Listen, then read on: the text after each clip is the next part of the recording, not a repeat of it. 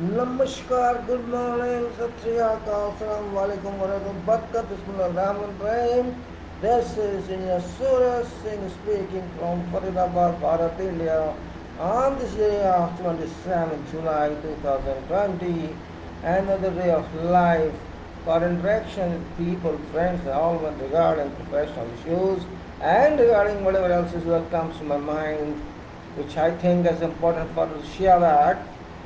So I am here to talk to you about engineering issues, about non-engineering issues, about material issues, about planning issues, about whatever issues, material issues, soil issues, permanent material issues, and site issues, design issues, coordination issues, contract issues, all whatever is possible to be talked of in this time, short time of regarding this timing of videos. I don't think major time of 4 hours or 3 hours or whatever I can take a share with you, keeping in view vast subject of management and organization of engineering. This is not a good time, 4 hours, 3 hours, done nothing, keeping in view time that is involved on projects. It takes years for construction of even small projects. And there are many big projects and history of life, you see, history of projects, you see, many books have taken, many years. So that's why I'm talking of here, dear friends. Means as much as I can share with you that comes to my mind, improvising, or you may ask questions later on if you wish. If you are interested in raising questions, I have no problem at all. I would like to welcome that. And this is same ordinary page I share with you ordinarily because it indicates I am ordinary person, and we have to remember that life was ordinary one time. We were not born with computers, and we should remember our identity. That identity is this, that simple is best. But I'm not disassociating with development, state of the art activities. I respect that. So they are general topics that we may discuss. It depends. If not in detail, just referral we can discuss, and that's where we are doing. So management, organization, engineering, contracts, you can say, or related issues of general specifications, concrete specifications, and Q system, Qatar civil specifications, soil, and whatever else is possible to be discussed shall be discussed in this small brief talk. I need more time, but time is not with everybody. You are all busy people, I know, not like me, not like me. Maybe, maybe I'm a spare part for those because of my age. Even then, I want to take this opportunity to use my time for whole world, for you people particularly, because after all, whatever I have, I don't take with me when I leave this world. Should be back to this world. Sorry. I'm sorry. So whatever has been taken, because it's really knowledge of wealth may be bad or good. It's wealth. This wealth cannot be purchased. This wealth, has to be shared with all. Though I'm not using this COVID here, but no problem. Using or not using, COVID is still moving on, working on very fine. So there's nothing wrong if we talk few seconds on that. COVID, it's God's act or virus. We have to understand that both it is, and this is engineering, and this is management. This is systems. This is changes. This is organization, and this is challenges which has to be solved by human thinking. And then you can say only and resort. Thinking is only and resort. General and then specifications, and you can say general concrete specifications and total systems and quality and structured quality and soil engineering, then reports, FIDIC, etc. All silver and yellow and whatever we can means. And it's daily routine. Just for I'm using this mobile for showing this file because I don't have project here. I don't have arrange till now. Maybe I use it in future. But now we have to live as if what we have simple life. without any show. I'm not that big person. I'm the ordinary person having this small chamber here. Just for using for this purpose. I think you'll be happy with that. Right? So let's do that. Okay. Now I put this off here. Sorry gentlemen, I'll do it now. And I'll come back again and again and again and again. I'll put this off. This is 96%. We'll charge more here. Okay. Just like this. One minute. I'm back.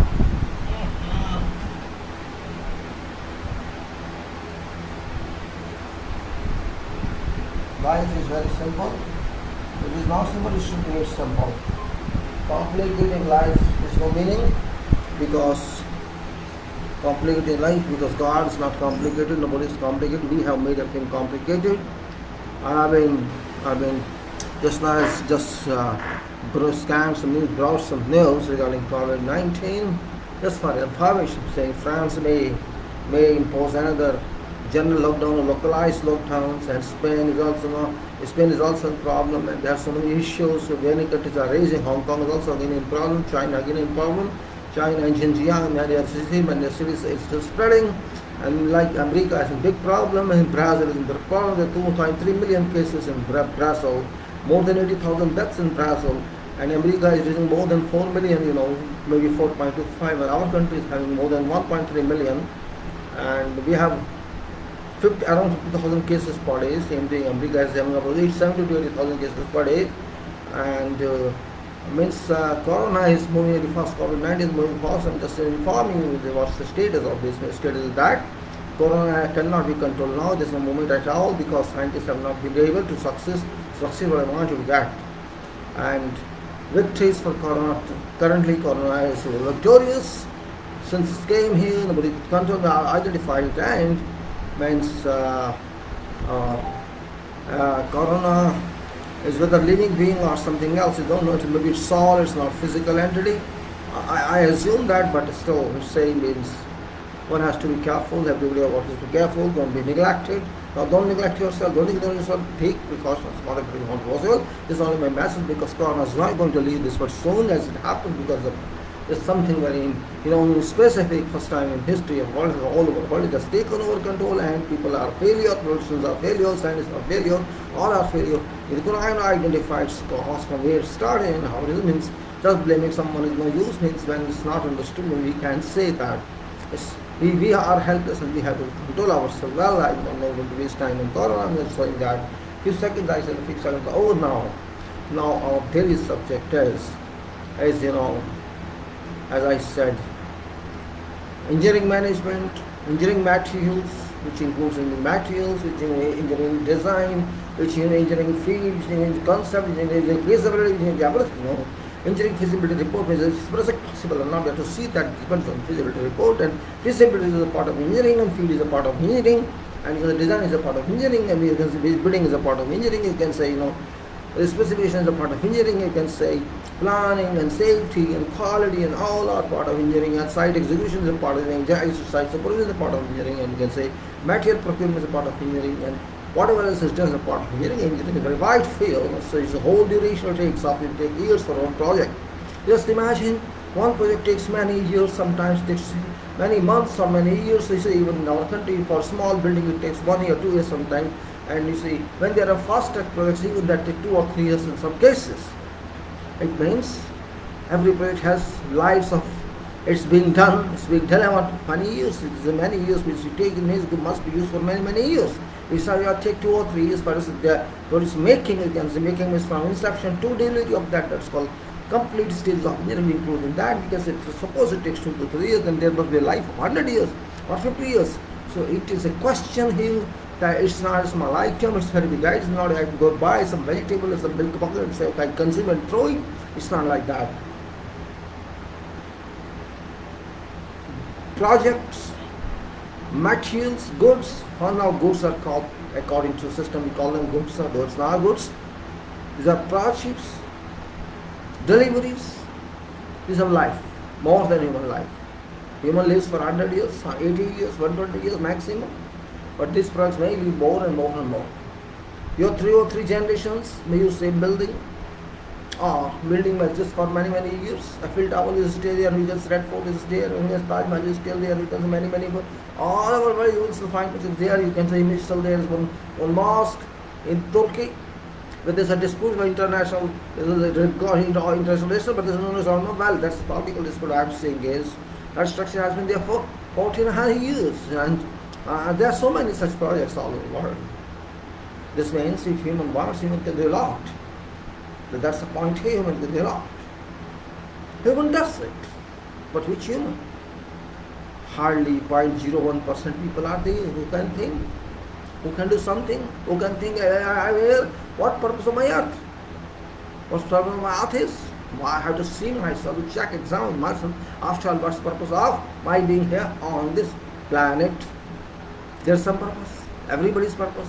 We are here just for living like animals, not at all. So only question of life and death. No, it's not survival alone. Everybody has got some objective here, some destination here, some, you can say, assignment here by God to all of us.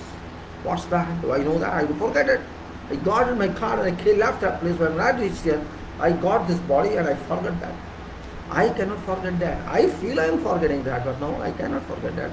Never you can forget that. It is somewhere stored in your memory. That's why you are doing something in life. So you can relate it that way. Whatever you are doing is your destiny, simple. And what you are doing by heart or mind or conscience, that's your destiny. Otherwise, it's come destiny. You can say it's my destiny. So my destiny is that. If I am doing, I am successful, I am interested. I don't feel bored, and that's just like I take food every day. I don't feel bored by taking food, because food is my destiny. I have to take food every day for survival purpose. That's why I have to work every day in my life for survival purpose. And when I finish on my job, I will not find it anywhere. I don't feel I leave that job and go, because that's my non-destiny. That job will repel me. Go from here. You're not for me.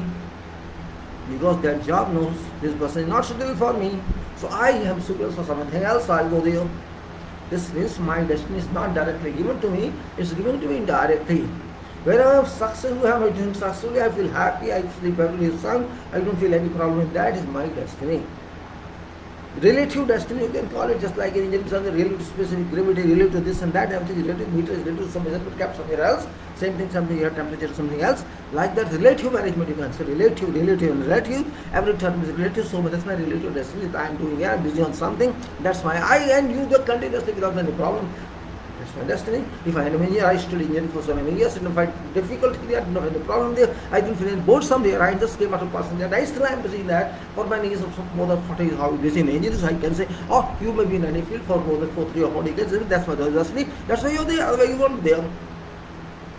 There are many people who got the admission, they dropped out and came back and did not even think of that. Why can I say this? People are not destined, but they may be destined for something else. Destiny is different. Destiny is your assignment. Your assignment is your destiny. Don't worry about that. It will come to you. You reach there by someone else. Work is worship, more purpose. Whatever work you are doing, the work will take you to that place which is your destiny. So my destiny now for talking to you, I am talking to you. Simple. It's my destiny. I don't feel I am not getting money. I don't feel, I don't know why I don't feel that. Get up early morning at 1:30 and then get ready for this song and take a cup of tea and come here and talk to you. Because I don't feel any boredom and yes, my energy God is giving me, because God wants your destiny, work on this. I am getting energy from that. So simple. So God's my friend here, my support here, and God is support for everybody. If you trust that, I don't trust about religion. I don't go through religion. God is my friend, sun is my friend, sky is my friend, stars is my friend, sea is my friend, all air is my friend, this whole earth is my friend, God is my friend. That's it. So simple. So my thinking is that. Is it right to tell me or is it wrong? Tell me.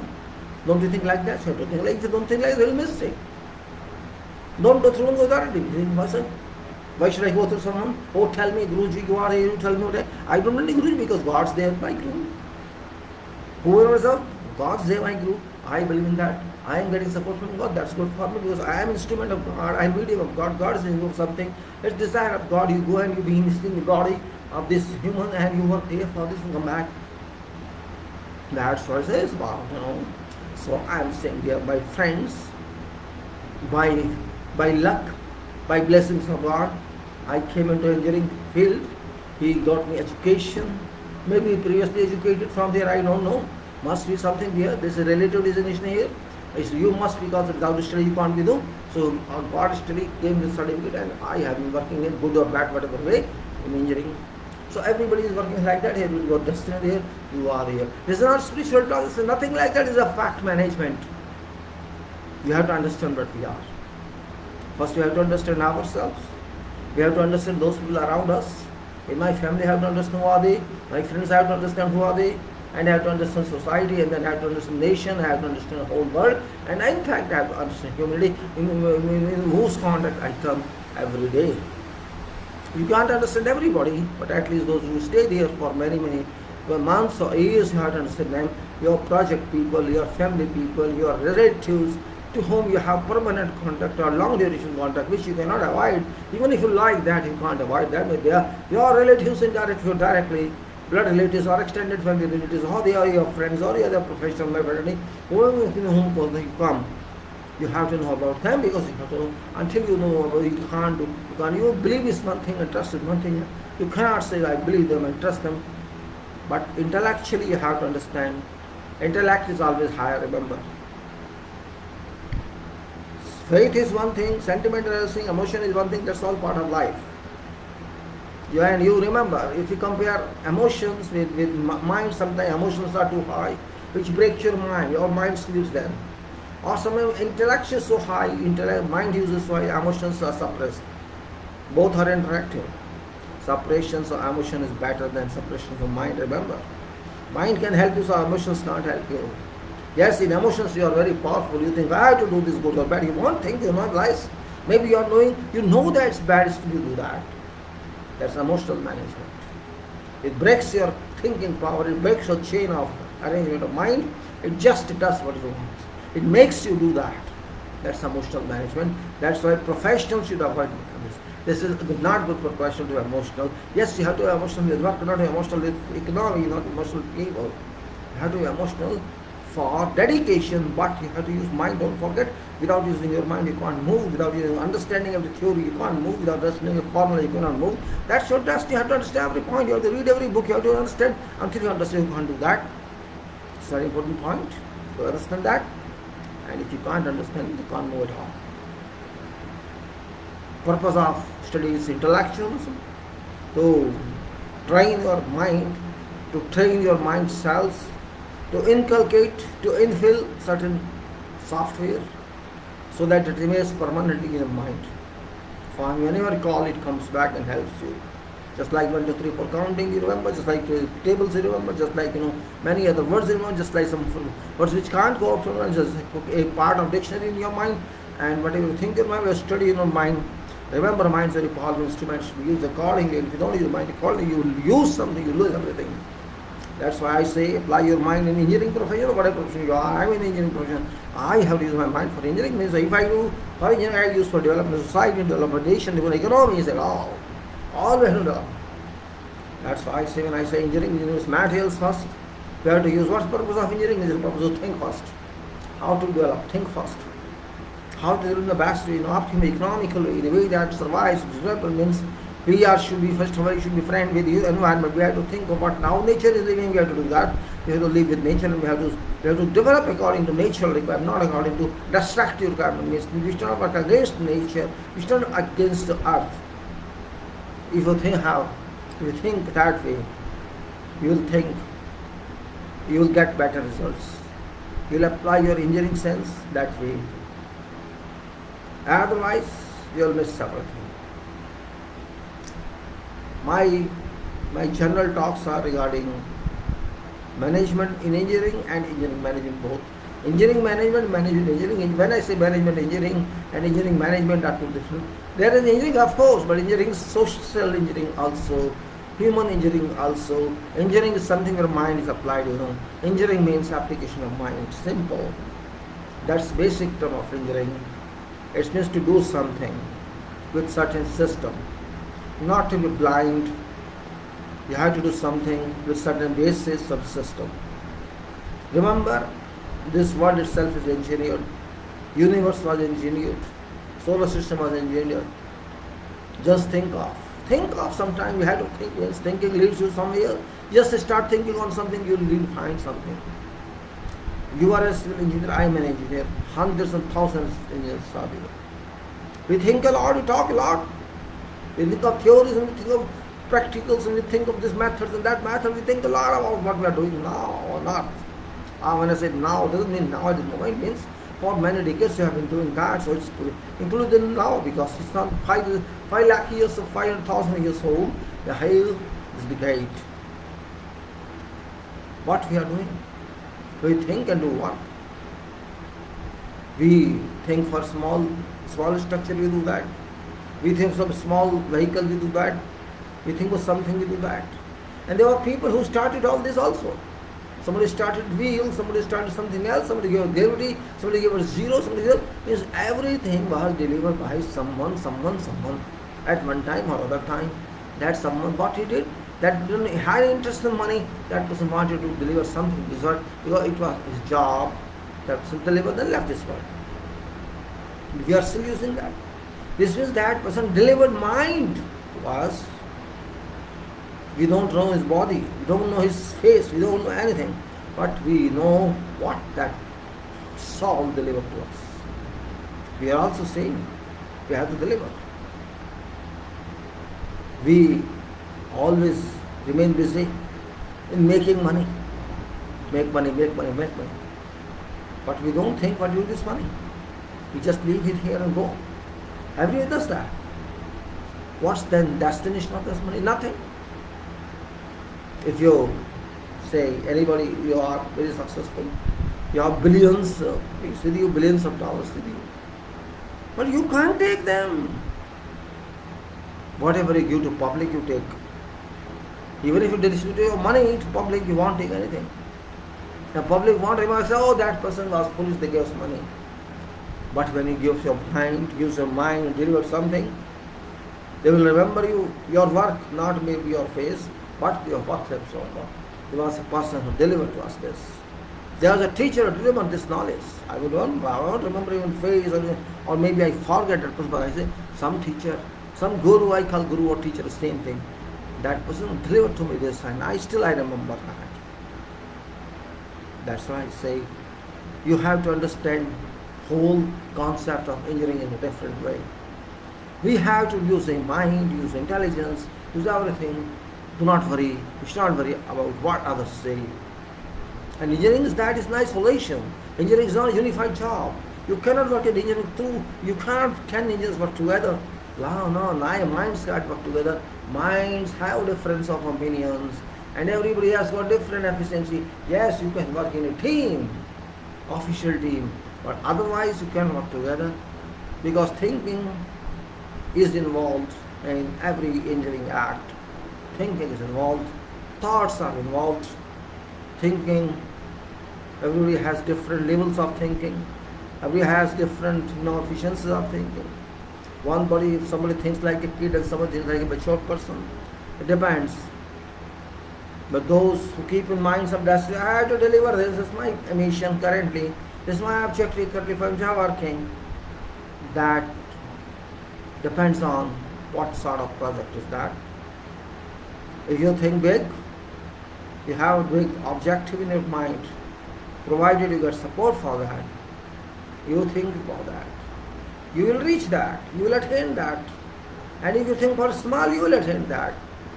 In both cases you attain. This is up to your capacity. It raises your confidence level. If you think too big, your confidence is raised automatically. If you think small, your confidence level remains to that level, because this is guaranteed. It is guaranteed, warranted, not in papers, in confidence, in experience. Whatever you worked in life, I'm not talking of studies, education, I'm talking of work. Whatever you work in life, you do in life, successfully or unsuccessfully, you remember everything. You remember everything, everybody remembers that. You may not remember something else, but your work you remember. May not be exclusively clear, but something you remember since your childhood or since your time when you started your career. You can't forget that. Even if you forget, somebody recalls you, oh, you did that, then you say, yes, I did that. You cannot forget which you did yourself, but you forget what somebody else did for you. Remember, you cannot forget, because whatever you do, that's programmed in your mind as file. that file you have, you think on that. That's what I'm saying. We have to think again and again, again and again. I will think only because of my profession or something else also. If you are start thinking of your nation, if you are thinking of society, of politics, or interdisciplinary field, or general, you will do that successfully. You will not go to some university to learn that first. You will, because you are already in society, you are already understanding what's happening around you. That is general. But what you have learned that is special for you, that's the only difference. You understand what's family and the body taught you. You understand everything. So there's a limitation. But for which you are directly responsible, for you are independently working, and that is your profession. Profession must be respected that way, not because you are done earning money. If somebody measures profession in a scale, how what I am earning and what I got educated, how much I am working, then that person is not dedicatedly working. That person is not devoted to work.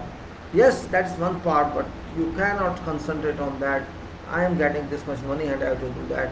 Money has got no relation to profession. Because once you start profession means you become religious person, not religious faith-wise, religious mind-wise. Faith is dependent on emotions. Faith religion is dependent on emotion, your feelings. But when I say profession, profession is a religion where mind is used. Mind use is not in hands of everybody. It's not easy to use mind. Everybody wants to live emotions and wants to live with family and wants to live normal life. 95 to 98 persons want to live normal life. This happens. And this is not their fault, because 100% people can't be intelligent. When I say intelligent, doesn't mean normally intelligent, specifically intelligent, who have some background of specific knowledge, advanced knowledge. I'm calling them intelligent. Everybody is not intelligent. Yes, everybody is having good mind. You can say sound mind, you can say sound mind. You cannot say intelligent mind. When I say intelligent mind means who can think long distance. Who can think long distance? I mean to say today you are here, but you think what will happen after 5 years or in 10 years. Or I am doing this project, what are you actually doing on project? On project you think, you plan, you do everything. For what? For how I have to do this? Means this project may take 2 or 3 years. So you are at least planning for 2 or 3 years. And designer and those who are working on that, they think of they should be safe for so many years to come. So they are thinking for that. Directly or indirectly, they are forced to think that way, because you have to design in that manner, keeping in all these conditions. We think about materials. Today we apply load on this material, this breaks. We go on applying further load, what happens to that? And then further what happens to that? This is what we apply the elastic theory.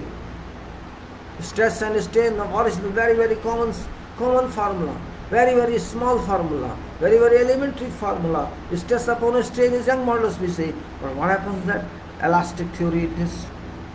We start applying load on some sample, this goes on taking load and taking load, an incremental load, and one stage comes when this starts yielding, it starts giving up, and then giving up in a sense not 100%, but it starts in saying way that it comes to some stage.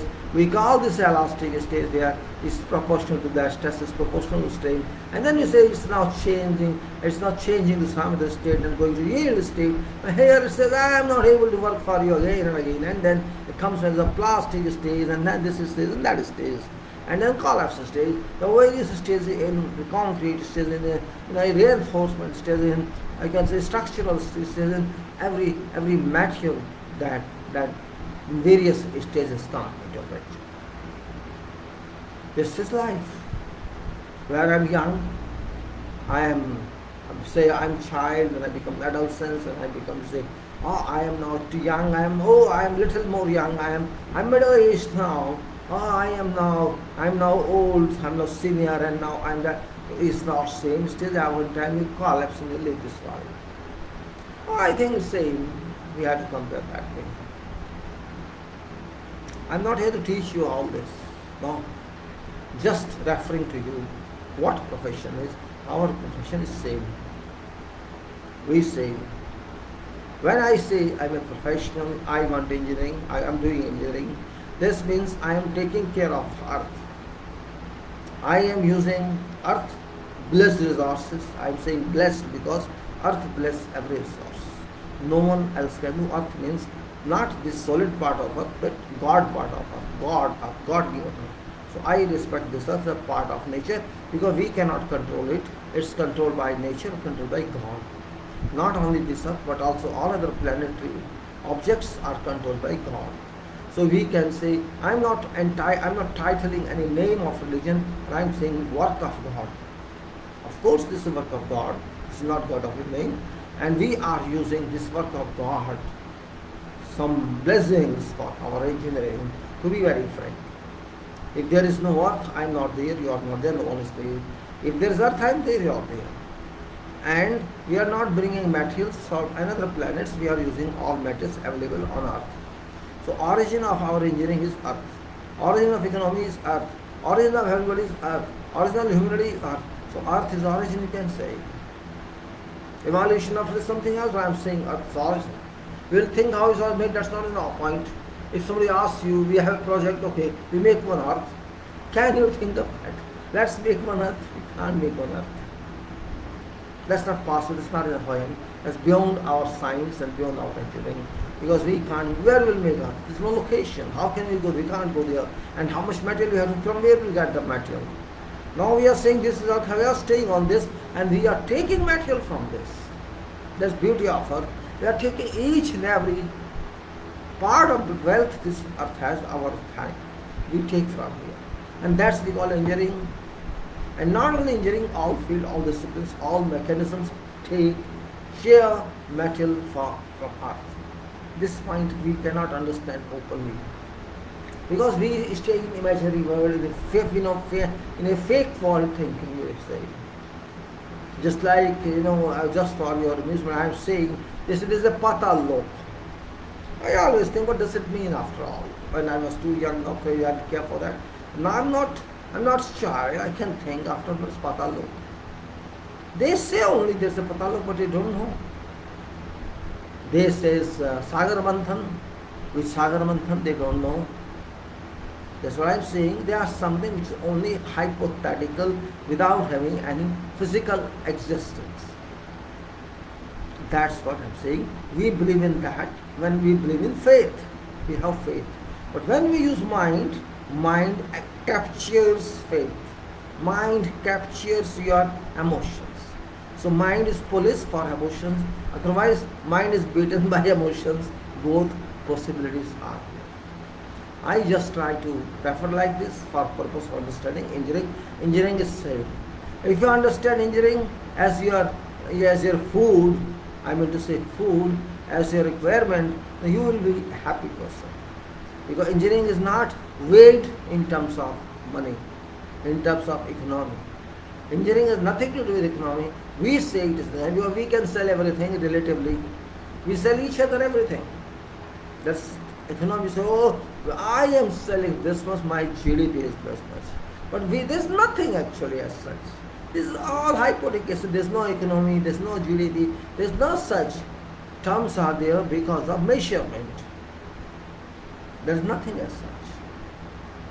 But economy says there is. So we have to respect that. Okay, there is in relation to earth, not otherwise. If you ask someone a question, how do you define economy? Every economist will define that. They will say their professional terms. But how origin it is, why from origin, nobody will answer you. Because no books have announced that yet. Science keeps on adding, technology keeps on adding, and development keeps on adding to their own spheres, something all the time. Same is engineering. Engineering never started one time. It has taken many centuries to develop to this level, and still is complete. It's science and technology, engineering. All these are interdisciplinary relations, relatives, blood relations, or you can say native relations, or you can say whatever else name you can give them not at all.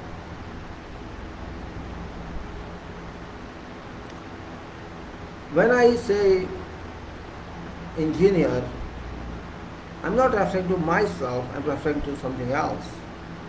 Because when I am an engineer or a doctor, you say, we have something, we have some undertaking in our minds. I'm not talking about, I'm talking of some understanding in our minds that we are directly or indirectly related to natural forces, related to God's power, you may say otherwise. We accept this or we don't accept this. One day you will realize that you are not your own, you are that power's representative. Not even represent part of that, you can say, you belong to that. You belong to that. Doctor belongs to that, because doctor deals with human treatment and it's question of life or death. An engineer treats with materials and produces something which is used forever or for whatever duration. And there also lies question of life and death. Both lie here. If the structure collapses, how many people are affected? Nobody can predict, but they are affected. So when question of life and death lies with us, what is our duty? What we think about? That's also a big point to understand. We cannot miss everything in our way. We have to think, we have to think and think and think and think. That's what I say. Thinking is only resort for solving our problems. Those who think, they successfully solve that, and those who don't think, they can't solve that. Thinking doesn't cost anything. Contemplation doesn't cost anything. Contemplation is some imaginary. This you can say is a block of thinking. Block of thinking, unit is thinking. Will you say define contemplation? I will say contemplation is, you can say broad expansion of thinking unit into some system, which is contemplation. We make certain picture, certain map in our minds for something we are dealing with, and that's contemplation. And that contemplation, if we successfully made, successfully understood, again and again, we go to that and ask that what we have to do. Our mind, we have to ask our mind what we have to do. We say my mind is working. Yes, mind is working, because you are asking mind to work. You are giving energy to mind. You are thinking of that. You are concentrating on something, and you are then, you can say, contemplating. Contemplation is a broad, is combination, expansion of thinking, and thinking is a unit. There is a unit block, building block. You can say contemplation building block. That building block, unit block, if it is good, your whole contemplation shall be good. If one is impure, if one is, you can say, polluted, I feel polluted, you are finding, you can't do that.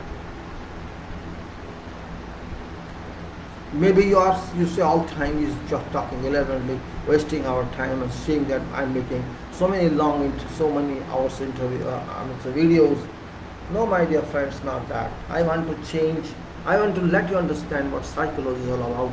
Until your psychology is set, you cannot be successful. You cannot concentrate, and concentration is very much important.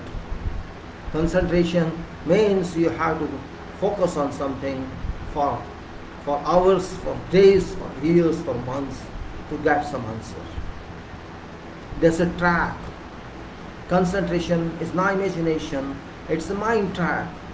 It's a track on which you drive, move and move and move, and you reach many stations, many districts, many cities, many nations and universe. Thinking is that, contemplation is that. That is my right, my power, my ownership. Free ownership, without any agreement, but with God's association, is that ownership. Engineer is associated with God, keep in your mind. You are not associated with any organization, company or government. Yes, that's only for physical purposes, but not for mental purpose. When you are engineer, you are doctor, you are doing something for public, for society, and using natural products, not something else. Particularly engineers use all natural products for permanence, for inclusions into some structure permanently. That's our point. And those products are available in God's made earth, and we have plenty of all materials everywhere, and we engineers know that, engineers not civil from all branches know that. So that's beauty of engineering, that's beauty of management, and that's why I confine to sometimes to management related subjects like soil, materials, specifications, bidding, contracts, all these are very important. Had there been no material, there would have been no designs, there would have been nothing in this world. You would have to live like, you have to live in jungle, in forest. That's the beauty of that, You have to live like that. There's no other way around. You have to digest that. You have to, but because God already thought of this. God never came to ask you. Because God is head of everybody. God is father of everybody, mother of everybody. God knew this in beginning itself, and God constructed this, engineered this earth, engineered solar system. God was well aware of what those people would require. So you can see vision of God is expert vision. You can say a vision that you can't even imagine of. An identity, a personality, an individuality like God has created this universe. And we are all using what that God created. This time I have been concentrating on two. One is, you can say, soil, and one is contracts. In addition to general talks. General talks are very important because we have to understand philosophy, we have to understand psychology, and we have to understand our interests. Until we make up our mind for something, we cannot do anything. Making up a mind means you have to focus on something. If you don't think of that, if you don't select your point or switch, you have to put on for getting some service of light, you can't do anything. You start something and blindly, and then you go to other point and you go to something else, you won't be here. You won't be on track. My dear friends, and all friends, not engineers alone, remember, your track is very important. Track on which you are moving, knowingly or unknowingly, you are moving. You do not know sometimes, you know sometimes. We have divided our life for individual sake, not for natural sake. My age is this, I have to do this. My age is that, I have to do that. And then I have to retire, and I have to rest. That is human thinking, human goal, social goal. But if you think soul goal, soul is different. And I am also inclined to soul, remember. My soul is not like Pandit soul, or like astrologer's soul, or tapasvi soul. I am not talking of that. Scientific soul, professional soul, I am talking about that. I don't mean just sit down somewhere and start your concentration of bhakti. No, I am not talking of that.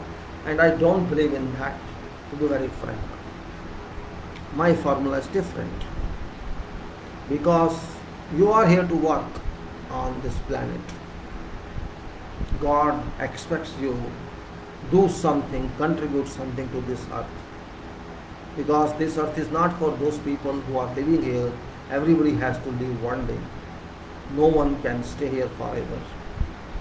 But God is owner of this earth and this system, whole system is universe. So God expects its employees. I am employee of God. You are employee of God. Workers of God. Everybody is God, working for God. God is giving us food. Everything is given. And we are enjoying life. So God expects something in return. And that return is do something good for this. God did a lot of work to make this earth. Maybe we can't imagine that. We cannot imagine, we don't have that capacity to imagine what God has done. Just think of. We are thinking only for small items. We think of structures, we think of construction, we think of materials, we think of this and that, and theories. Now, whole lot of talk we make of. Imagine when God started this, and before starting that, how much work He has done, what He has done, how He has done. Can you understand that? That part is very important because God is God. No one can deal with God in that way. God is, God is not only greatest, God is greatest and God is everything. That point we must understand very well. We can't challenge God in any manner. If we think that we'll challenge God, then we are fools because we cannot challenge God. In no way can we challenge God. God is God. No one can challenge it. If somebody challenges, that person is called fool, complete fool, big fool. And that's what I think. I am servant of God. If God accepts me even as servant, I will be lucky. Because a servant of God is also very big. I may be nothing actually. But we have to think. If God can think of this universe building, universe design, every planet is there. Millions and billions and trillions of planets are there in the universe. Design of those. From where material was procured, just think of. Can you think of? Engineers, can you think of? We just think of one small building, one small flyover, and think a lot and design a lot and stat pro and this and that and then manage this. How could that power, how could that overall engineer do that? How could that engineer do all this? How could that engineer even think of that? Without any book, without any formula, without any theory, without anything, and successfully produced it, and such duration, it never stops. Never stops. There is no structure supporting it. There is no structure supporting Earth. And all of the planets, they are all structure free, but they themselves are self-contained structures. Self-contained structures these are. Our structure is maybe 50-story building, 100-story building, or a big dam. What is the structure of this earth? Sun. Can you think? Is that not a construction? Is that a collection of material after all? Is there no, stability in that? Stable. Completely stable. And we all are residing on that. At least one of them. And that's Earth. Earth is very small if you compare to other planets. If you compare to Sun, it's very, very small. Very small. Let us assume Sun is 13 lakh kilometer diameter. 13 lakh, let us say. Earth is how much? 0.125 lakh. 0.125 lakh kilometer diameter. Only. So key difference, 13 lakh and 0.125 lakh. 1/8 of a lakh is diameter of Earth. 1/4 of a lakh is diameter of Earth. And 13 lakh, you yourself can check that. How many times it is? 13 lakh kilometers and 0.125 lakh kilometers. How many times? See yourself. No problem with this. You know mathematics. Here I am not to report to you about mathematics. So if God can think that much, we are all part of God. If we start thinking, we will think that much. Because certainly God will transfer super powerful mind to lower powerful mind. This is principle of science and engineering. That high power goes to low power. This is natural equilibrium, natural balance. So that powerful mind shall come to you. Certainly that is your yoga, engineering yoga, science yoga, you can say that.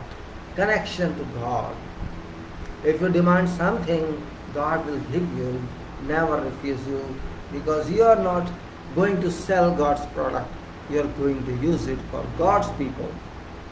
That's my thinking, how I feel. When I work, I don't relate to what salary I am getting, what money I am getting, what profit I shall get if I am a businessman.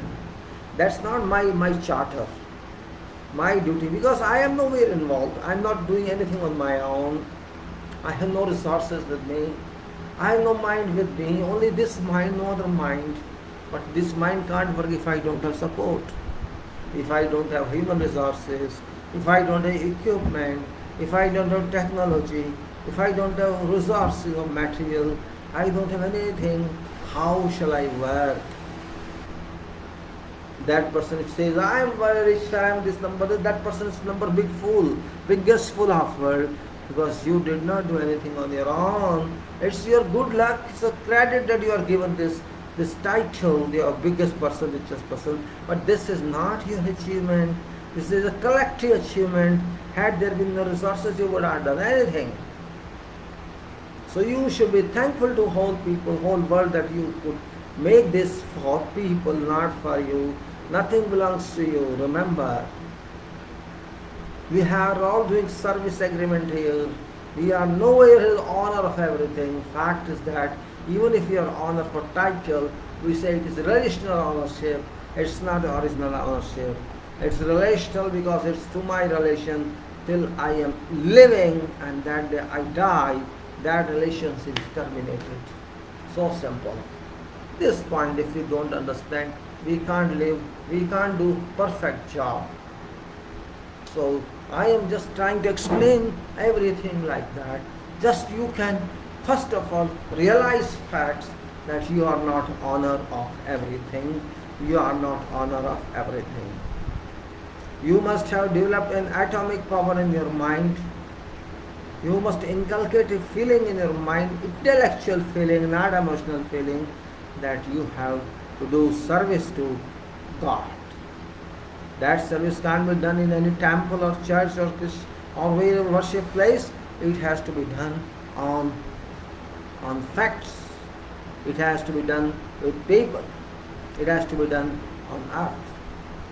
That service is that you have to add your contribution to development of this earth, which is called affirmative activity, affirmative contribution, not negative contribution. If you want to break God's material, you have to pay for that. Pay in sense, when you reach God, you understand there only I don't know what shall be our payment. You have to return that, because if you are successfully doing work on nuclear bombs manufacturing or nuclear bomb plants, or you can say that you are doing work against God. If you are doing, or you believe in breaking, you have to pay for it. You have to answer for that. But as civil engineer, I don't believe in breaking. Demolition is another part. I believe in making. Making is my job. That is my job, making. And if I can't make, then I'm not doing my job. Yes, I must have opportunity, that's true. Provided I have opportunity, I have to do it. But when I have opportunity, I stop doing that. I start thinking that what percentage of profit I will get off this. That controls your basic contemplation. As I say again and again, soil, S-O-I-L, mitti, is worst consideration always. Say, it's a soil, no use. Or some say, oh, it's soil. But what engineers say, it is everything for me. It is everything for me. Soil. If soil exists, engineering exists, remember. If soil exists, engineering exists. If soil does not exist, engineering does not exist. Simple. Can you make something in air? You cannot make. You have to make only on ground, only on surface of earth. That is what is square. That is original material. That is not extracted material. That is not, mind material. No, that's not mine of matter. Mine saying not mine. So we have to understand before working in engineering, before thinking of structural engineering, before thinking of civil engineering, before thinking of something else, because before thinking of development, we have to understand our ground first. Every one of us, everybody of us, every animal of everyone of us, except birds, every one of us are standing or sitting on ground, the top part of earth. And if you don't understand what is that, we cannot understand. We can't fly. We can't say a fly is permanent. A bird's fly, but comes back to tree, and tree is rooted to earth. So ultimately, earth. Tree itself is an indicator of your question answer. What is tree? Tree tells you what earth is, because tree is fixed to earth. It is fixed to earth means there is water and there is air. Both are there. There is sun. What does it do? It uses earth, ground. Same thing I am using soil, ground. Earth is soil. Soil is so important for life. People don't realize it because they do not look down, they always look up. This is character of everybody, that we never look facts. We never look upon facts. We always look upon abyss in air. Everybody wants to fly to skies. They say sky is limit. Yes, sky is limit for imagination, not for survival. You can't survive if you stay in the sky always. You can't stay always. Can't stay in sky. There's no home in skies. There's no home in air. There's no building in air. Even if you fly, you have to come back after a few hours. Till today, that is a fact. Maybe after hundreds of years, I don't know, there may be some city in air. I can't say. But today, no, it's not there. They say sky is limit. I say no, sky is not limit. There is no sky, I can say. It's all imagination. There is no sky. In fact, there is no sky. It's only weaving, nothing else, just like you see image in sea water. It's not fact. The sky is nothing. We know that. Science knows that. We also know that yes, the sky is nothing. It's a vision of fact. That's it. So what? What we should say? I should say, you should say as engineers, soil is very definite material. It must be understood before everything else. That is what soil is. That is what soil is. But we have to know it. Somebody has to tell us that you have to really understand this. That's why I am inclined to discuss at length soil. I discussed with people about something yesterday, and I was referring to book. I was talking about soil stabilization. Soil stabilization means improving soil properties. Stabilize, we say, make it stable so that it does not, with properties having now, that's not adequate enough. That's flexible one. And that flexibility we should use. We need some soil of some strength, some parameters complying, and that's what we have to convert existing soil to that one. Because we have to first of all, soil is never bad. It depends upon for which purpose you want to use it. Main purpose of soil is for agriculture. If you really want to have a requirement of soil, and that is for agricultural purpose, that is first requirement, not second requirement. If there is no agriculture, we can't live. It's very simple. First person is first profession is agriculture, because that profession gives you only survival item, that's food, grains and vegetables and all that. That's first product where everybody has to work and eat. That's agriculture.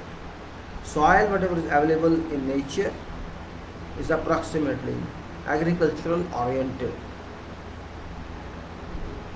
But because agriculture is not adequate alone, it's not sufficient alone, it's not suffice for human activities, because human has been made as a progressive entity by God, because mind exists with human. A good level of mind exists with human. Mind exists with others also, but not to that multiplying factor, not to that powerful potential as human has. Human is rich in mind, and that mind is to be used for everything. Soil is good for agriculture, as I said, but we want soil for structure. So we have to change property of soil. Yes, soil may be good, it may be rock, it may be something else. If it is good, fine, that's okay, but it's not good. It doesn't meet your purpose which you want to plant. Then you have to certainly amend properties of soil there. And how to amend that? That is a question mark. It depends on what type of soil is there. This is cohesive soil or expensive soil. Expensive means not money wise expensive, means material volume wise expensive. And we know that clay or black cotton soil, these are very expensive material. It expands in volumes when it comes in contact with water. And when water is dried off, it regains its strength to some extent, but it becomes, it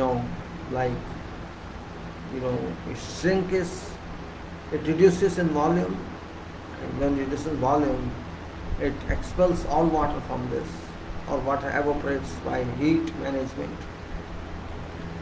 For stabilization purpose, we have many methods we discussed.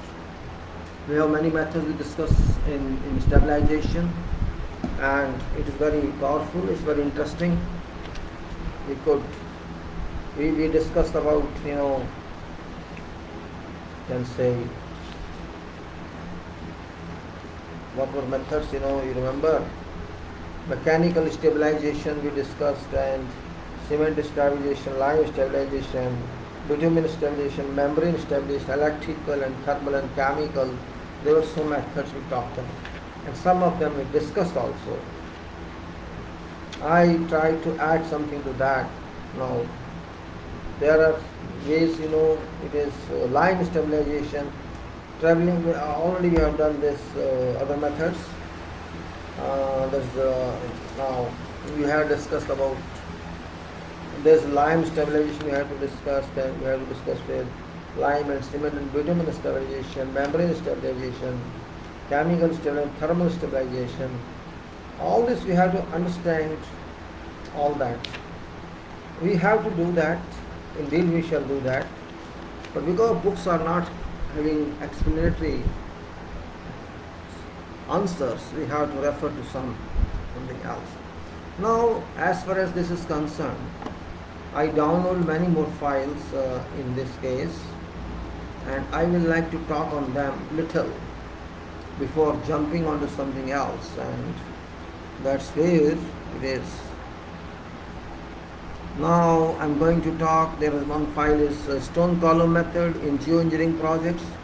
I downloaded, and there's another one that is ground soil resistivity, and then there is another one, bitumen stabilization. There's one more that is electrical, what is soil resistivity and definition, measurement, etc. And then there is a thermal soil, thermal resistivity, and then vibro stone columns, that is, and force affects what are stone columns. So because we are starting with stone columns, what are stone columns? This is one file, and another one, stone columns method in geoengineering project. I think this is far to one.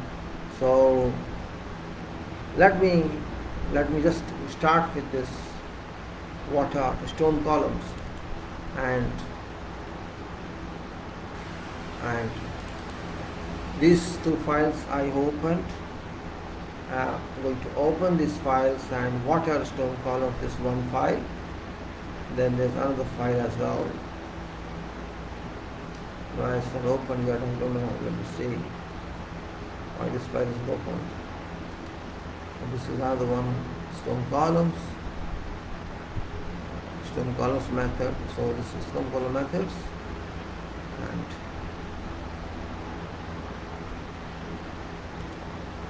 there are stone columns, and there are other devices opening. It's open, yes. So this is one of 3 pages, and this is also what are stone columns. So now this is one file, and let me just unsurface from this file. This file is stone column ground improvement. Ground means, of course, foundation. Ground improvement for foundation. Stone column ground improvement involves adding vertical columns of stone into ground to a depth of at least 4 meters. It can be more, or let's say 4 meters below surface. A layer of compacted gravel can then be put over top of columns ready for construction of new houses' foundations. Stone column method is quick to construct and can be done anytime, can be done whatever time of year. So stone column ground improvement involves adding vertical columns of stone into ground to a depth of at least 4 meters below ground surface. A layer of compacted gravel can then be put over top of columns ready for construction of new houses' foundation. Stone columns method is quick to construct and can be done whatever time of year. That's one part. How are stone columns constructed? Okay.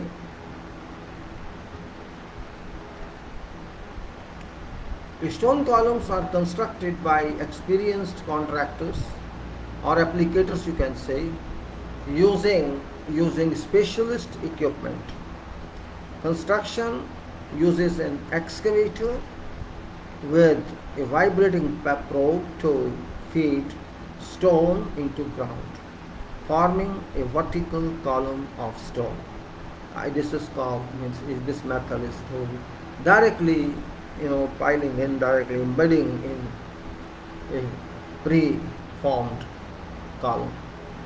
Some stone columns rigs feed some into ground through vibrating probe, exiting at bottom, and other rigs require stone to be fed in from ground surface down vertical hole in ground.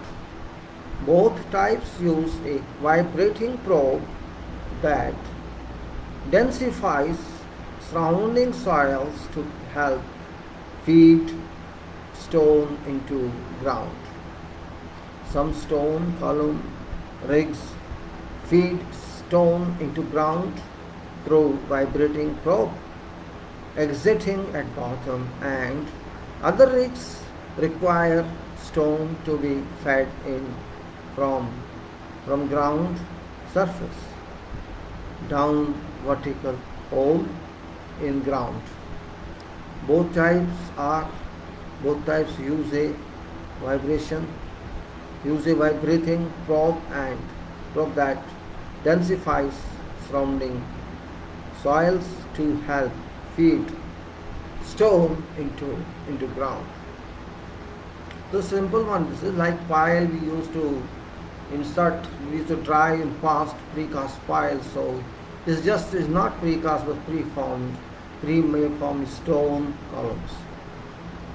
And then it says how to stone how stone columns improve ground and how are stone columns constructed.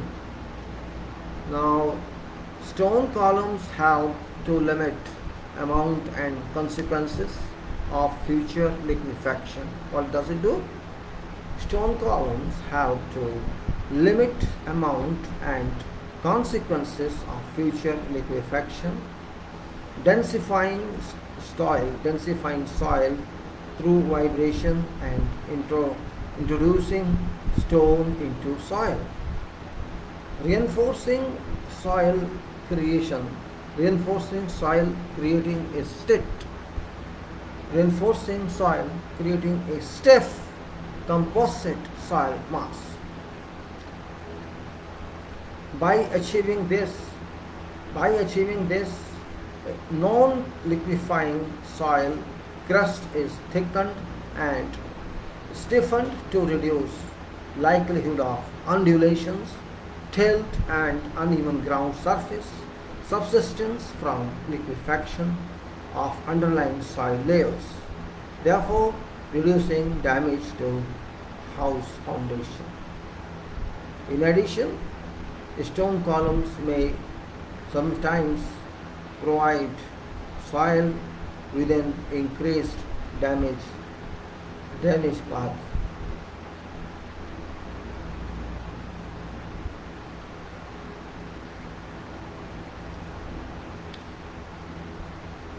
In addition, stone columns may sometimes provide soil with an increased drainage path to help reduce excess poor water pressure that can lead to liquefaction. So, columns can reduce consequences of liquefaction when occurs. Now, I like to show some photographs of this before let me finish this text. An advantage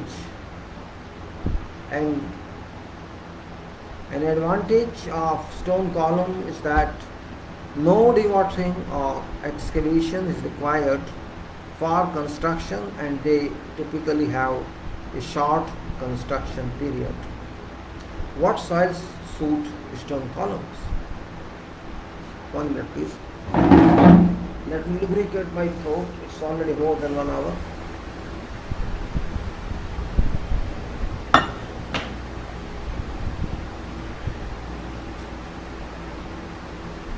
My dear friends, soil is very important part of life. Don't take it for granted.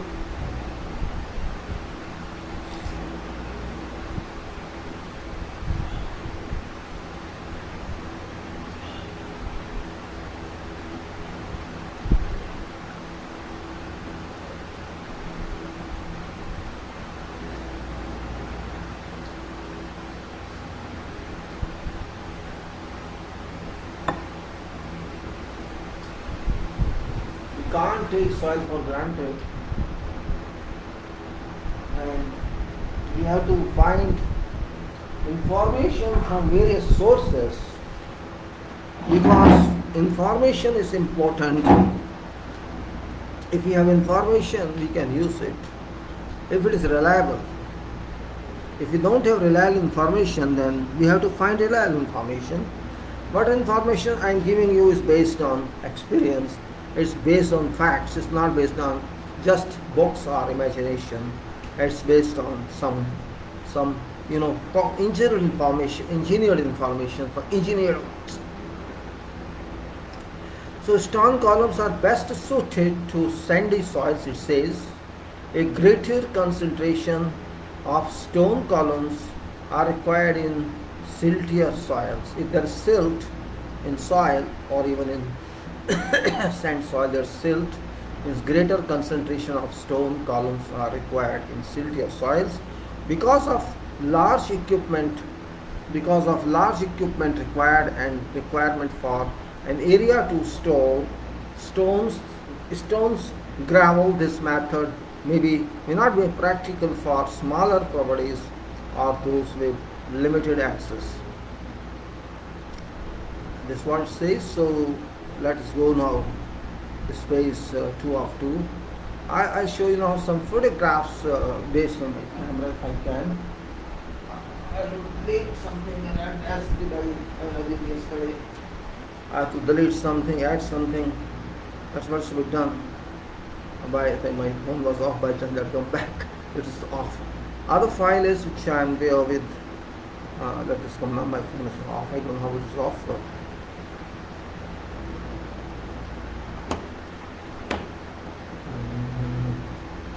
This is then, this other file which is again stone columns, and this is stone column method in geoengineering projects. And this is about same small file, and it says that stone columns. I think it comes back, so I'll take photograph first. Just in the shot there. So. It's not. What is this here?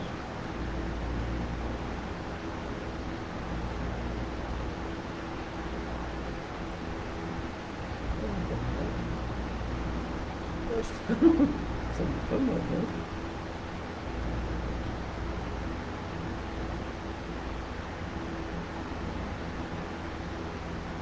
Let me see what's happening. I don't know, something's wrong with this.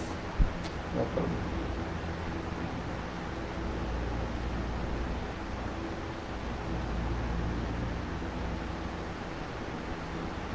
Okay, let me see if I can take this photograph. There's some problem in camera, I think. Some problem in camera is not fully open.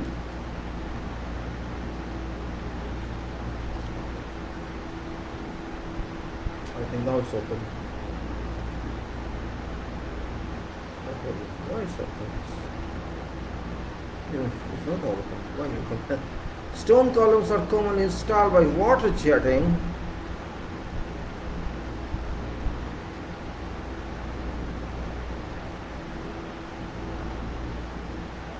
I think I have to wait for this. Some problem here. On my mobile, I think there's a problem here. You put it off and do it again. Some problem there exists in the mobile.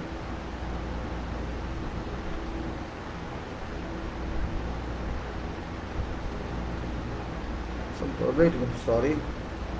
Stone column, first I'll read file and then I'll have some problem in my mobile, so maybe I'm not here to help you.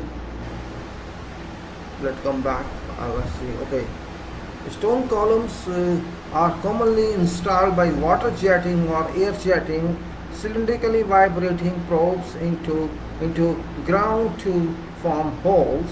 Stone columns are commonly installed by water jetting or air jetting, cylindrical vibrating probes. So water jetting or air jetting, cylindrical vibrating probe into ground to form holes, which are backfilled and with gravel or crust rock, which are filled with gravel or crust rock, densified by vibrating probe as it is withdrawn from ground. So here it's not pre-formed, but this is gravels we have to, or crust rock we have to put in, fill in this. This is a different application of stone columns.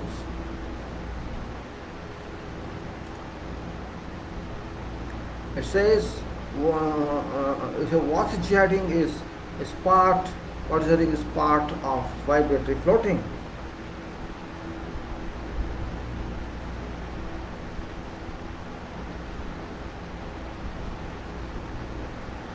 Something's wrong with mine. I don't know what happened with mine.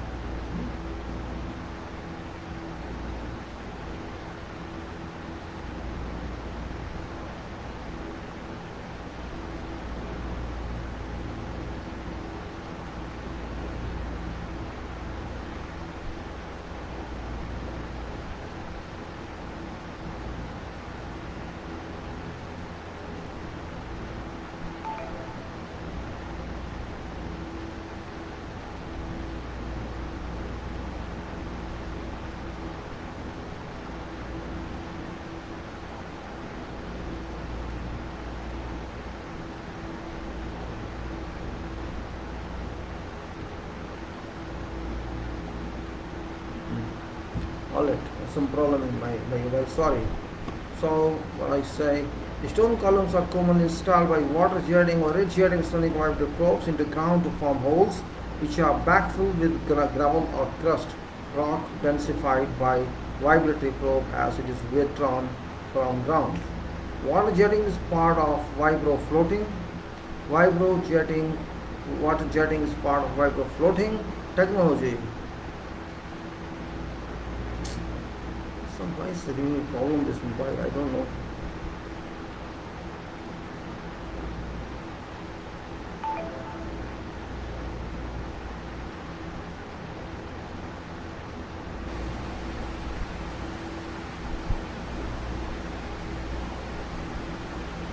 Oh, it's come now, okay. Oh my god. It took so much time to come back. Don't know. Anyway, glad to see it's come back. If I can do it now, let me see. Delete. Okay, delete. You also go. You also go. Okay, delete. And you also go. Delete. So I deleted photographs here. Wait. Okay, let me take photograph now. I deleted someone. Genuinely sorry. Mobile took some time. So I'm really sorry for that. What to do? Life is like that. I have to miss something. Now I will take this photograph of camera.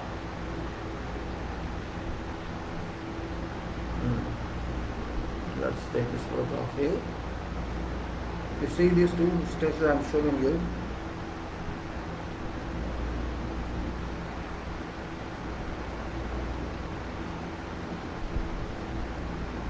It's one sketch and then there is another sketch. Let's say also this together better.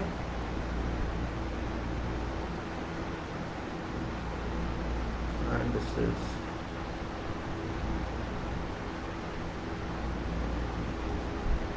this is for stone column, as I said, and I'm now putting in this on this video. This is stone column photograph I'm going to put in here. Wow, what is that? This is, you can see,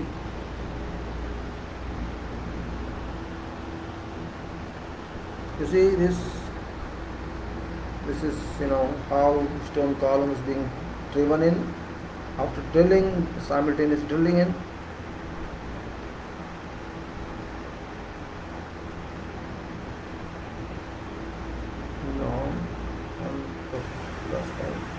This is your machine, boom, and this is mechanism of driving, and this is your column, and you know,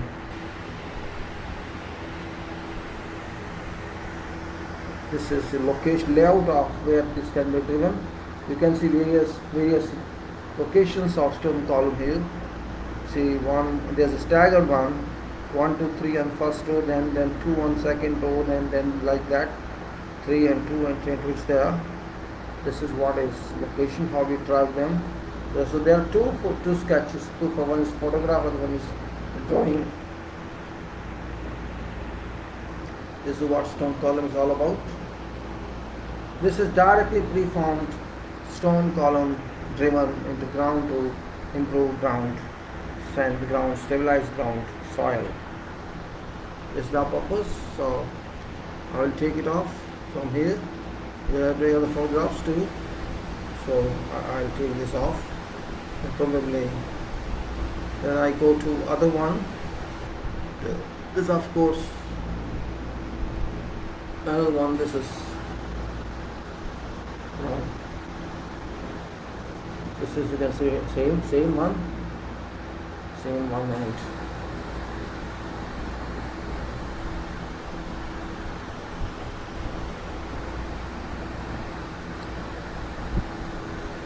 it's only so I'll delete these sketches because I don't need them after this.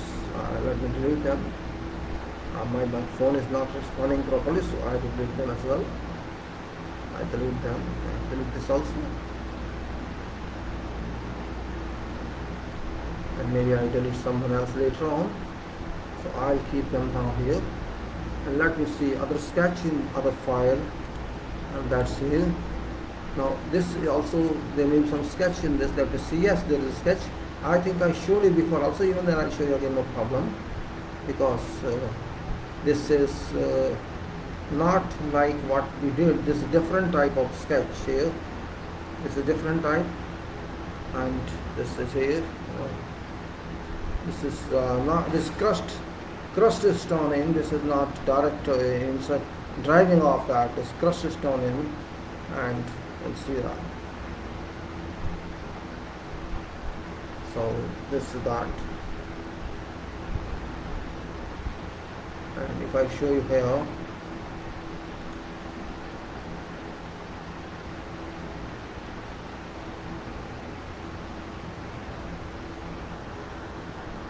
you can see this is different one. It's not like before. Before it's only pre-molded, or you can say pre-shaped.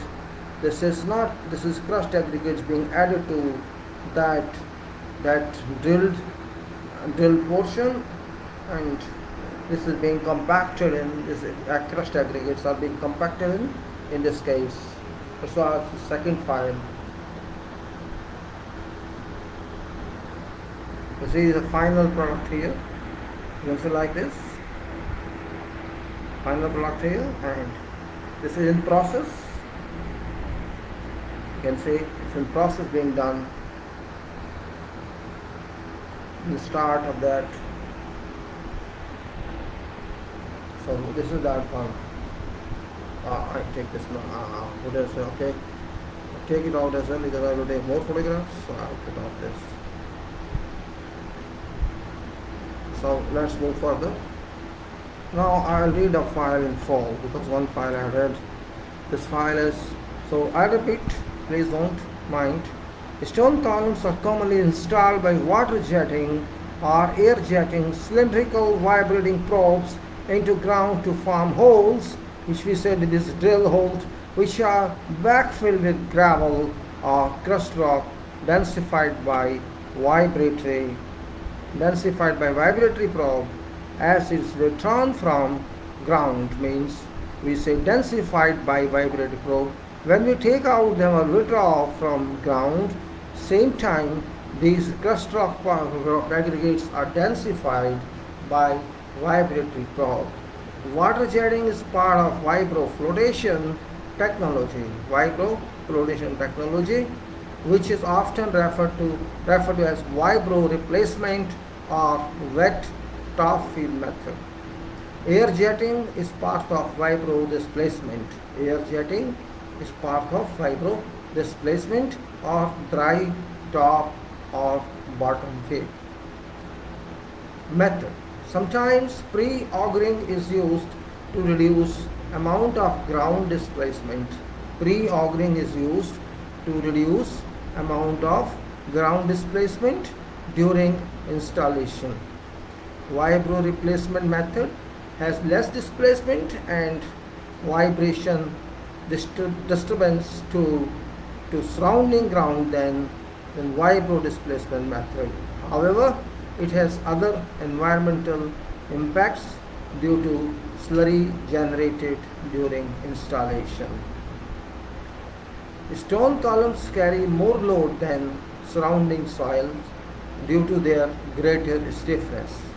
Stress concentration ratio of stress carried by column to that carried by in situ matrix soil, and area replacement ratio. So stress concentration ratio, that's ratio of stress carried by column to that carried by in situ matrix soil, and area replacement ratio, that is ratio of column cross section area to total treatment area, are two key design parameters. Typical stress concentration ratio. Typical stress concentration ratio for stone column in weak soil ranges from 2 to 5. Typical stress concentration ratio, stress taken by columns to that of soil. This was we said, what says in the first definition. Stress concentration ratio, ratio of stress carried by column to that carried by in situ matrix soil, and the other area replacement ratio of column cross section area to total treatment area. So this is 2 to 5, means columns when inserted data twice to 5 times of what soil can take. This technique involves improvement of weak soils by installation of densely compacted columns. Typical stress concentration ratio for stone columns in weak soil ranges from 2 to 5, means 200 to 500%. This technique involves improvement of weak soil by installation of densely compacted columns made from gravel or similar material with a vibrator. Displacement process reinforces all soils in treatment zone and intensifies surrounding granular soils. Now, what are common uses? Reduce foundation settlement. Number one, which is most important, and that's particularly reduce foundation settlement. Increase bearing capacity, allowing reduction in footing size.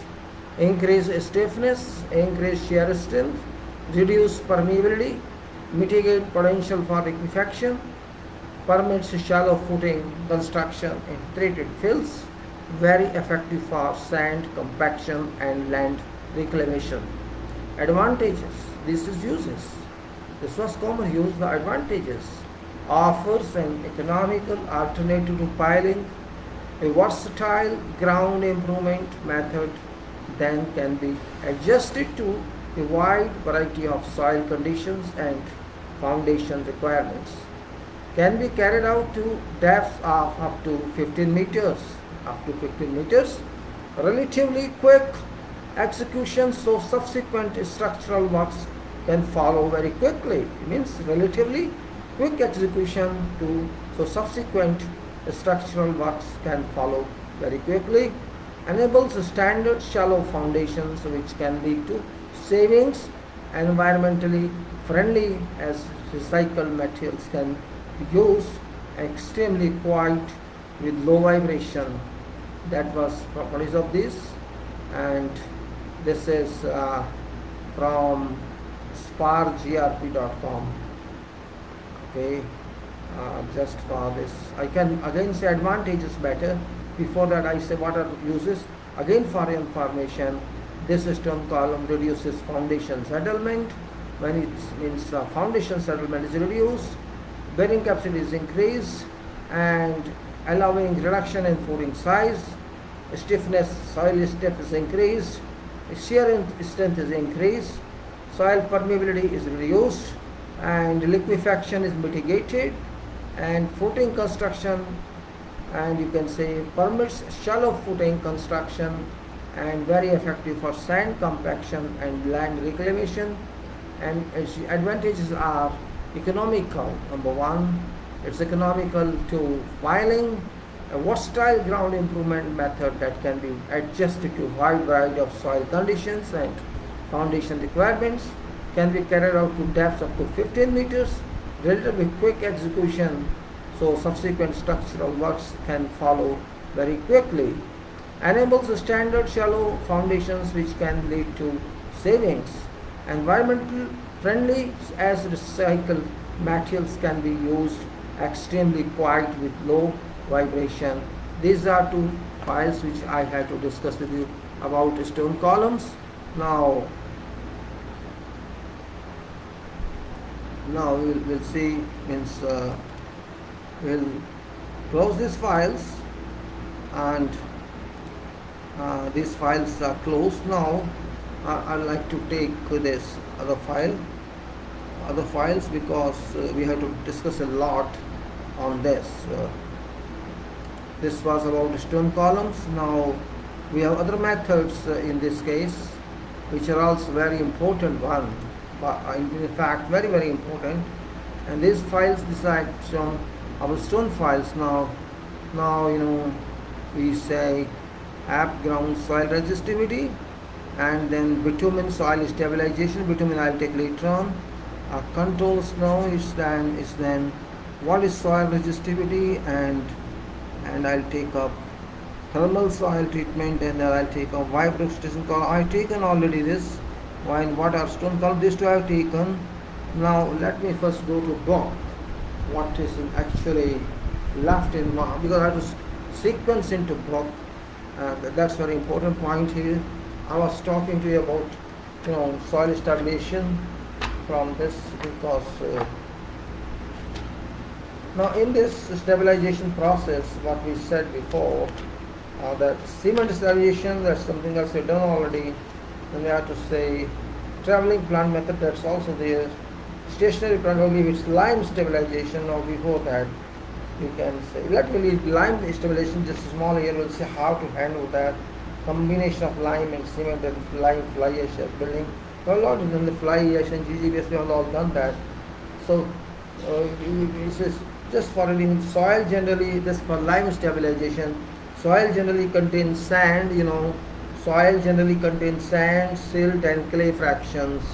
Depending upon nature of weathering, clay minerals present may be Mount Morillonite, illite or kaolinite, or a combination of these clay minerals. These clay minerals carry a negatively charged on surface and to a large extent responsible for imparting plasticity to soil sample.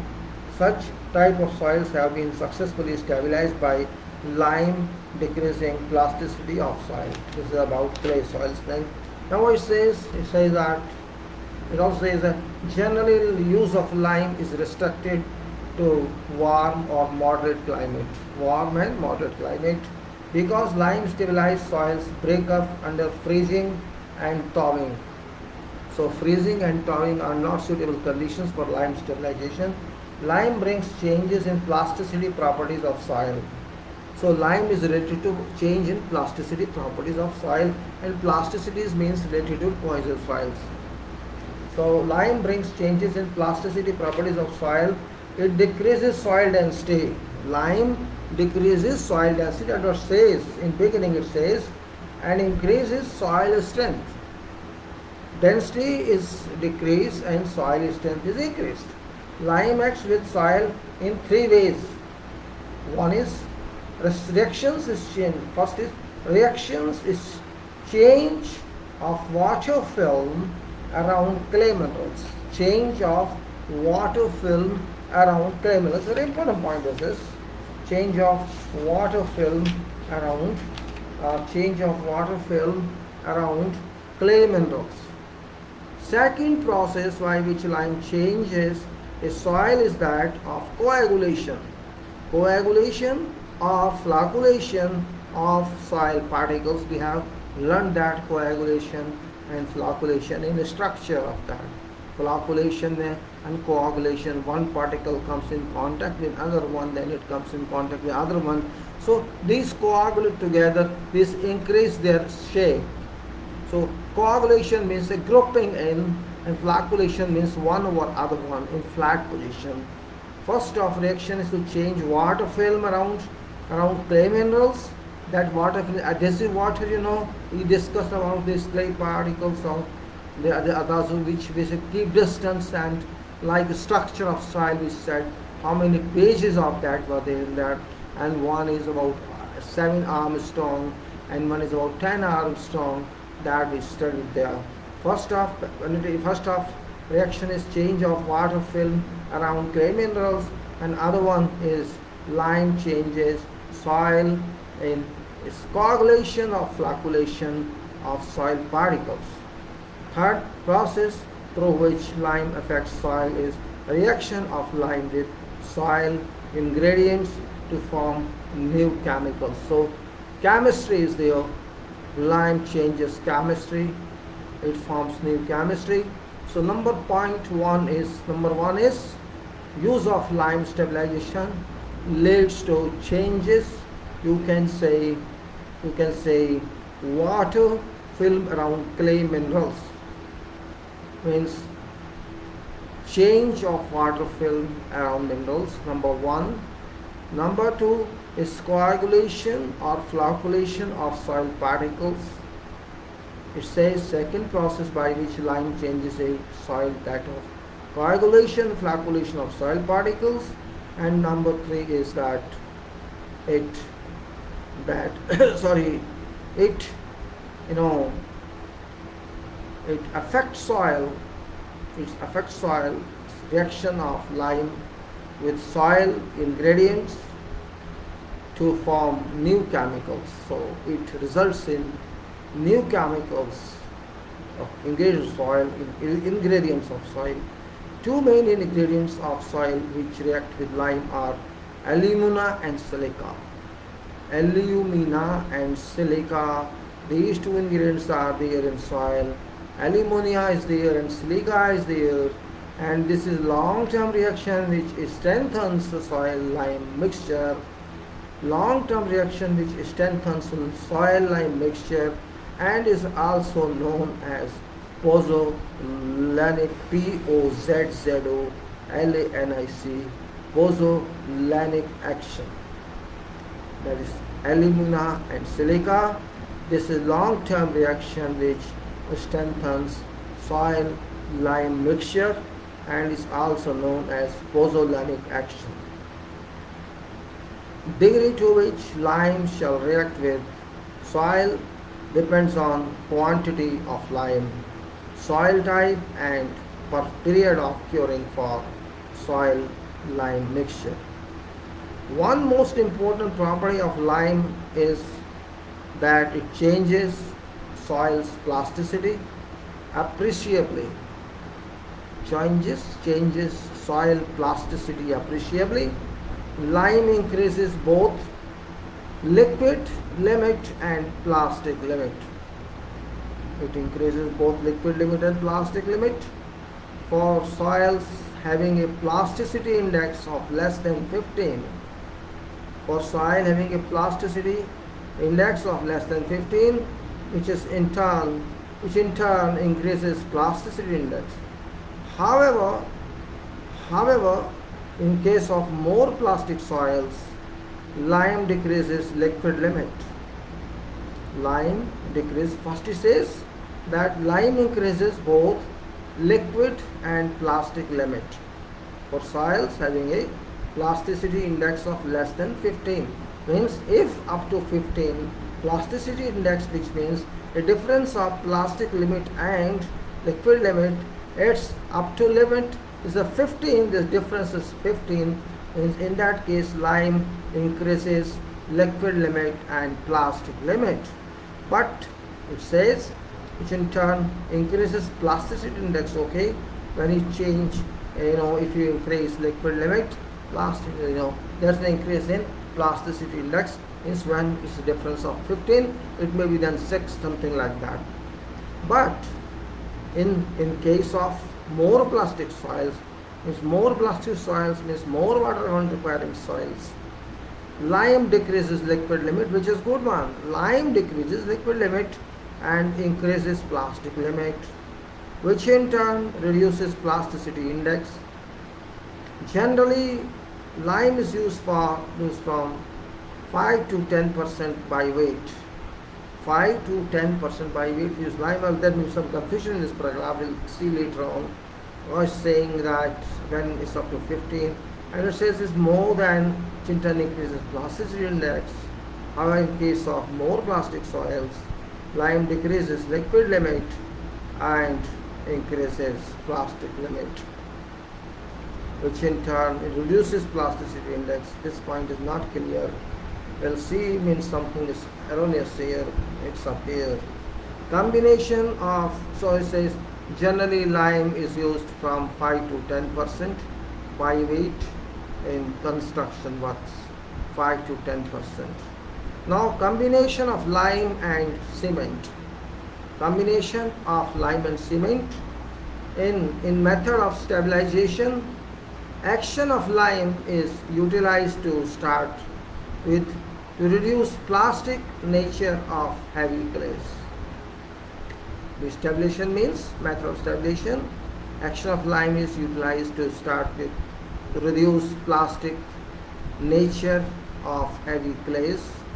This is what stabilization means for. Means plastic nature you have to reduce. Addition of cement would bring about quick strength. Thus, basic reactions involved in this type of stabilizations are base exchange, hydration, and pozzolanic reaction.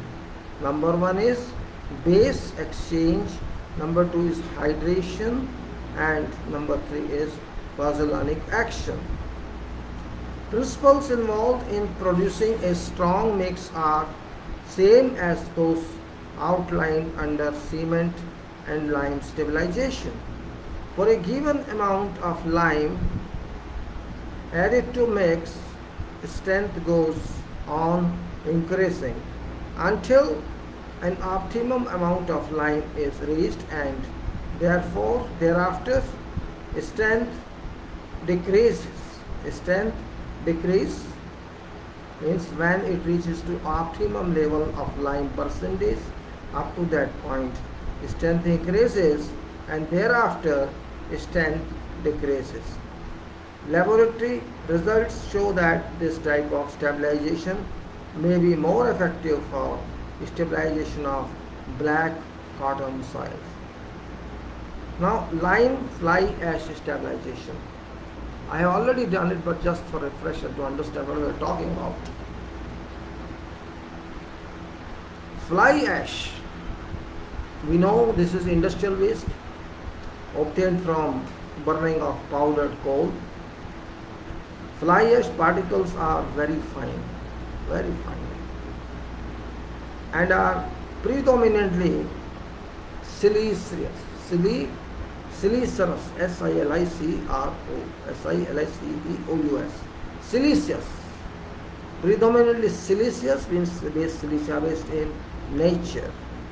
This is considered as a pozzolana because fly ash reacts with lime only in presence of water, producing a cementitious material. Main reactions in case of lime fly ash with soil are base exchange phenomenon and two pozzolanic reaction. This type of stabilization is successful. This type of stabilization is successful wherever lime stabilization is effective. This type of stabilization is successful wherever lime stabilization is effective, especially for foundations of residential buildings. Now, in case for soil cement and soil lime, lime fly ash generally decreases maximum density and causes a slight reduction in plasticity index. Due to wide variation in properties of fly ash,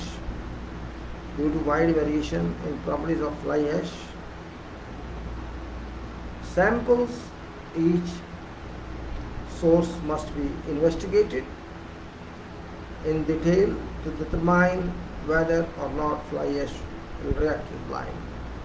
This is basics of this.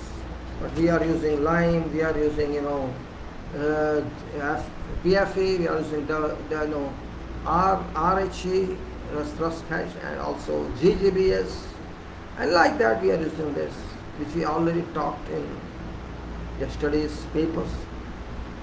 It's also something now here which is bituminous stabilization, then there is membrane stabilization, and then there is chemical thermal stabilization, electrical stabilization. Let me finish this, let's say bituminous stabilization, because I have bitumen paper also, or let me see first method. Now, bitumen stabilization, I am reading this, we will discuss this later on. Soil stabilization with bituminous materials. Bituminous materials are obtained either as natural materials or as byproduct from petroleum industry. Several types and grades of bituminous materials are available, such as asphalts, varying from 10 penetration to 300 penetration. That is properties of asphalts. varying from 10 penetrations to 300 penetrations asphalt. Cutback of rapid curing, cutbacks of rapid curing and medium curing and slow curing 0 to 6, emulsions of various viscosity and tars of various viscosity and pitches. Stabilization of soil with bituminous materials, satisfactory for coarse grained or granular soils. Says stabilization of soil with bituminous materials, satisfactory for coarse grained or granular soils. Use for stabilizing plastic soils is limited. Following two concepts are in existence regarding bituminous stabilization. Use of design criteria based on cementation strength. Use of design criteria based on cementation strength, and attempt only to waterproof soil in order to maintain inherent strength of stabilized material under all conditions of building.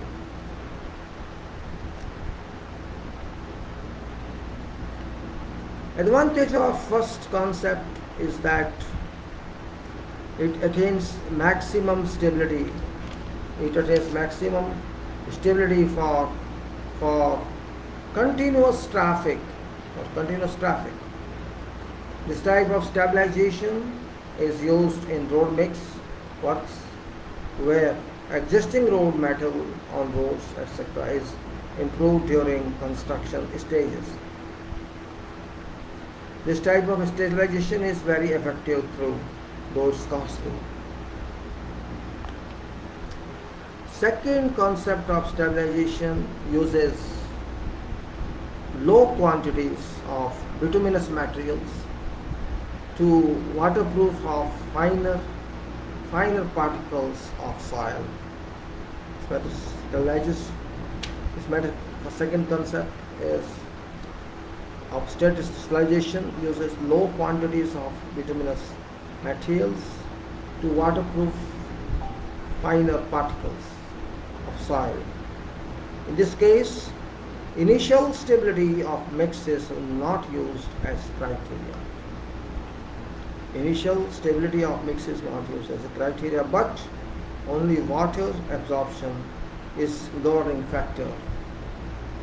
This type of stabilization should be only used after carefully studying properties of soil and its inherent stability with and without admixtures. It's essential to provide proper compaction to high densities at controlled moisture contents during construction. Main advantage of this second concept is lower cost of stabilization. Now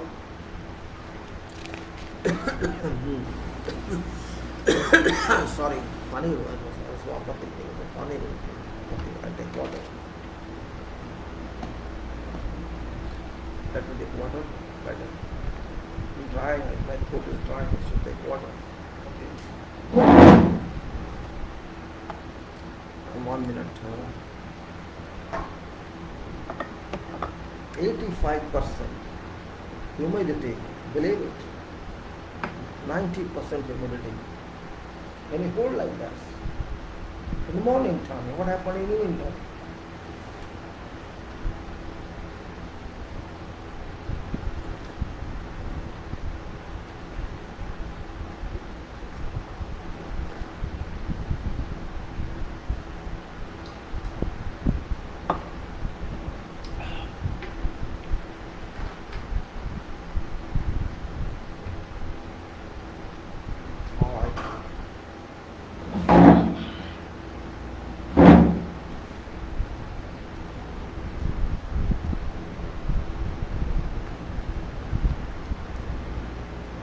Okay. So it says is now while treating cohesive soils with bituminous admixtures, mm,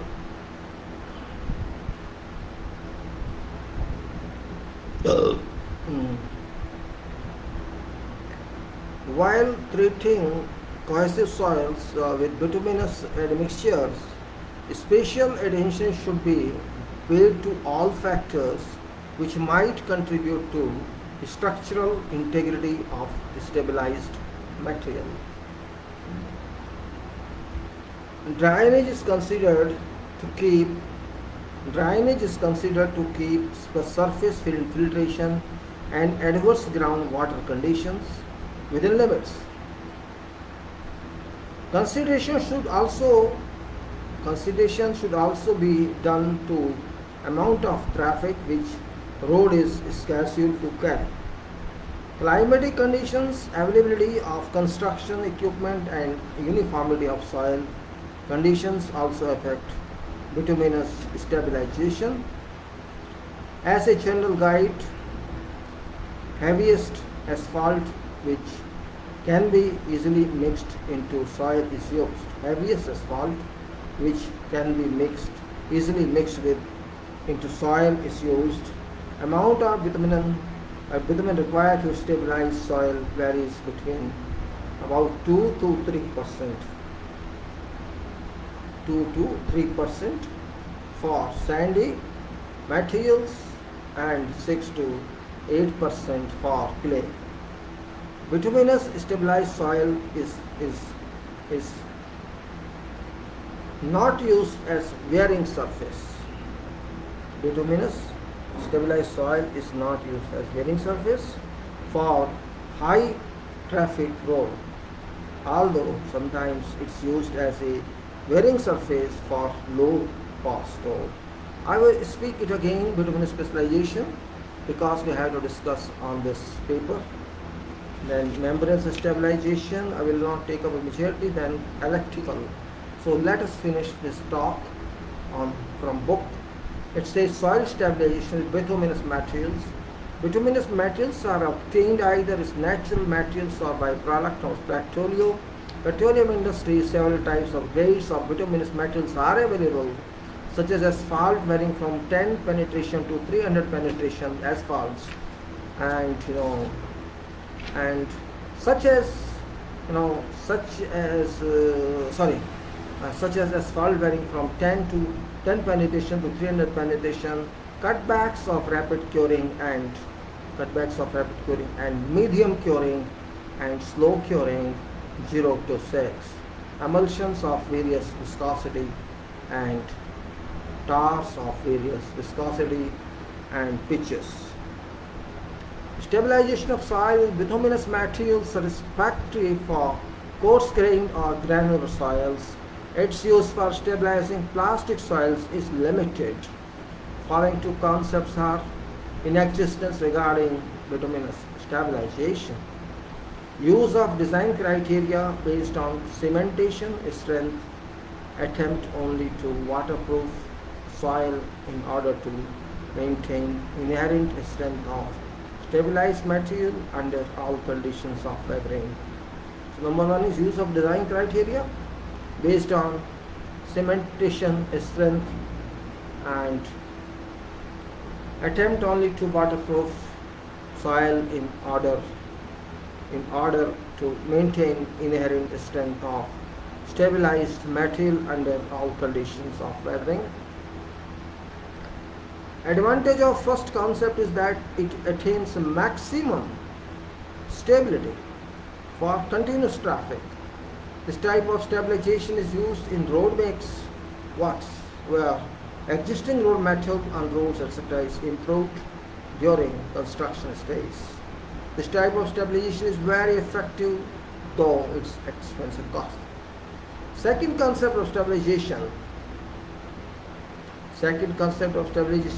uses low quantities of bitumen material to waterproof finer particles of soil. So first measure use of design criteria based on cementitious strength, which says that advantage of first is it attains maximum stability for continuous traffic.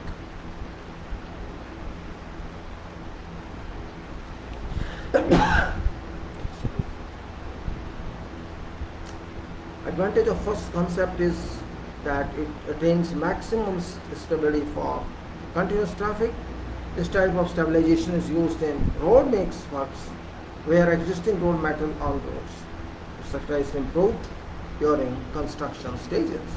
This type of stabilization is very effective, though expensive, costly. Second concept stabilization attempted to waterproof soil means a second concept of stabilization uses low quantities of bituminous materials to waterproof finer particles of soil. In this case, initial stability of mix is not used as a criteria, but only water absorption is governing factor. This type of stabilization should be only used after carefully studying properties of soil and its inherent stability. With and without admixture, it's essential to provide proper compaction to high densities at controlled moisture content during construction. Main advantage of second concept is lower cost of stabilization. Now, while treating cohesive soils with bituminous admixtures, special attention should be paid to all factors which might contribute to structural integrity of stabilized material. Drainage is considered to keep surface infiltration and adverse groundwater conditions within limits. Consideration should also be done into amount of traffic which road is scheduled to carry. Climatic conditions, availability of construction equipment and uniformity of soil conditions also affect bituminous stabilization.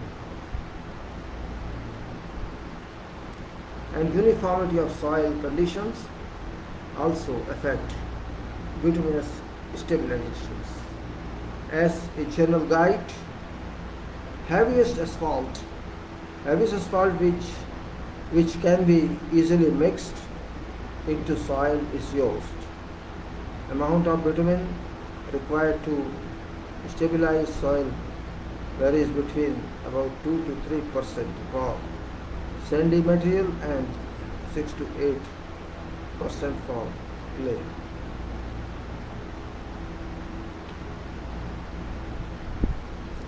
Bituminous 2-3% for sandy soil and 6 to 8% for clay. Bituminous stabilized soil is not used as wearing surface for a high traffic road, although sometimes it's used for places of low road. Membrane stabilization. I'll take a paper of this soil, this bituminous stabilization. If membrane stabilization, if soils which are not satisfactory for sub-base construction and isolated from external source of water, it can be used successfully as a sub-base. If an envelope subgrade is to be used as a sub-base,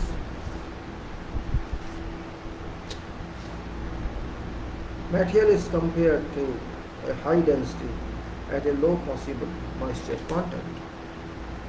It is enveloped subgrade soil does not function satisfactorily as base course.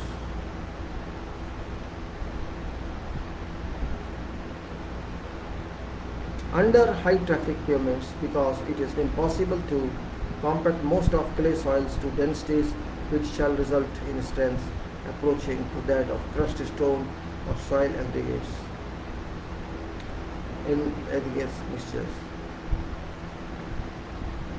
Water is enveloped soil is held by surface tension.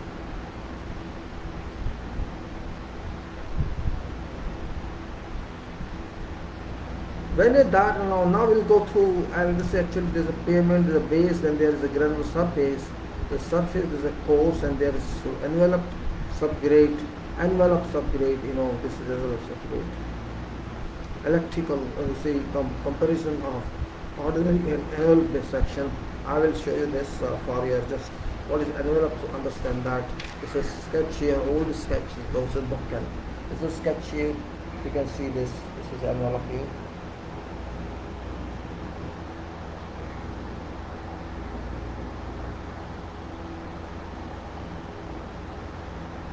You can see the back subbase and there's envelope here.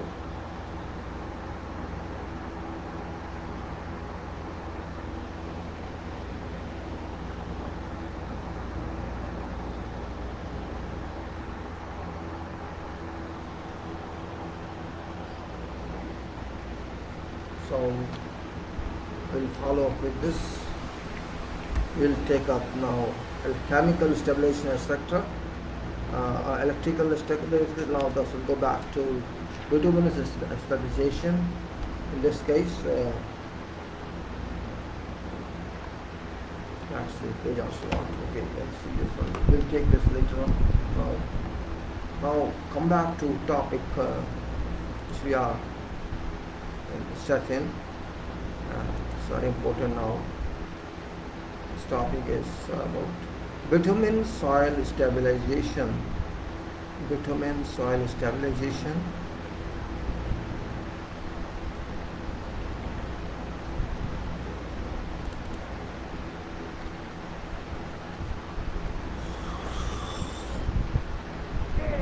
Bitumen soil stabilization, and this is Journal of Earth Science and Engineering. This is David Publishing. Soil stabilization using bitumen, emulsion and cement combination as additive. This is Ayuminola, Benga, Matthew and Abidio Shala Paul, Department of Civil Engineering, University of Ibadan, Nigeria. The abstract is this study examined effects of stabilizing lateritic soil. Lateritic soil.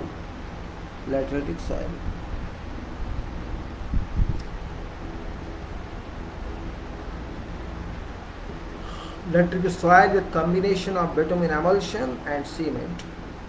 Soil samples were obtained from borrow pits located in Koha area council in Abuja.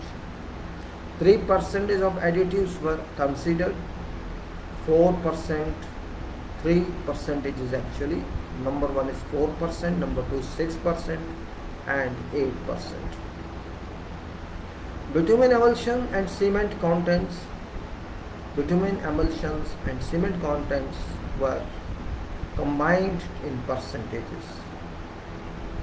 Bitumen emulsion and cement contents were combined in percentages. That's 100 bitumen emulsion, 0 cement. 75 bitumen emulsion, 50, 25 cement, and then 50 emulsion and 50 cement, and then 25 bitumen emulsion, 75 cement, and 0 emulsion and 100 to form 5 additives. These are 5 additives in ratio: bitumen emulsion and cement. Again, bitumen is 100, cement is 0, bitumen is 75, cement is 25, bitumen emulsion 50, cement is 50, bitumen is 25, cement is 75, and bitumen emulsion 0, cement is 100, form 5 additives. Stabilized soils and unstabilized soils. Stabilized soils and unstabilized soils control. Geotechnical properties such as unconfined compressive strength. UCS. Test and California bearing ratio CBR. Tests were determined. UCS CBR for soil samples A and B were 0.46 MPa. So UCS and CBR for soil samples A and B were 0.46 MPa, 0.46 MPa and 19.6%, 0.95 MPa and 22.6% respectively. CBR of soil A at 4% additives of mixed proportions, 100%, 0%, 75%, 25%, 50%, 50%, 25%, 75% and 0%, 100% were 49.1%, 68.8%, 140.5%, 172.1% and 218.5% respectively. This means UCS and CBR for soil samples A and B were 0.46 MPa and for 19.6%. So 4.46 MPa is UCS and CBR is 19.6, and this is the other values 0.9 MPa and 20.06 respectively. CBR of soil A and B, these are CBR of soil A at 4% additives, 4% additives of mixed proportions 100, 0, 75, 25, 50, 50, 25, 75 and 0, 100 were 49.1, 68.8, 140.5, 175, 172.1 and 218.5 respectively.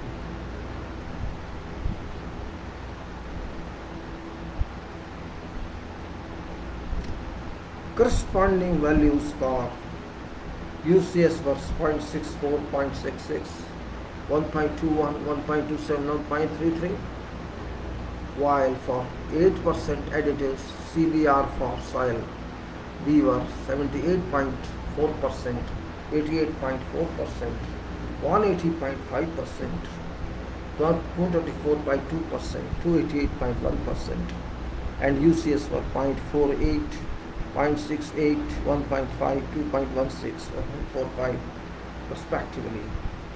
It was observed that both UCS and CBR values increased as a cement component increased for both soil samples. Stabilizing laterite with mixture of bitumen, emulsion and cement improved strength of soil.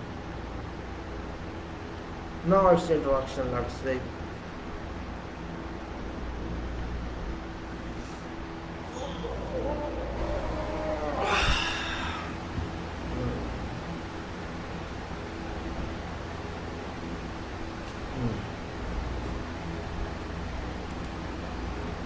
Hours 40 minutes.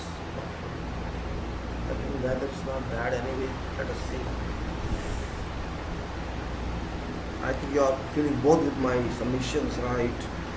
Introduction is stabilization is a process to improve subsoil engineering properties prior to construction. This can be accomplished in several ways, such as preloading of grounds, application of high energy impacts, use of sand drains and sand filters, prefabricated wick drains and chemical additives. On other hand, laterite describes no material. Laterite describes no material with reasonable constant properties. To do this in temperature countries,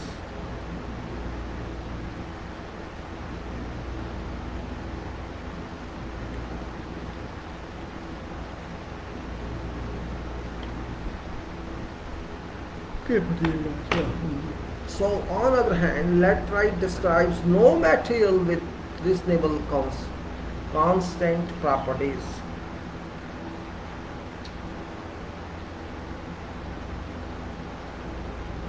To those in temperate countries,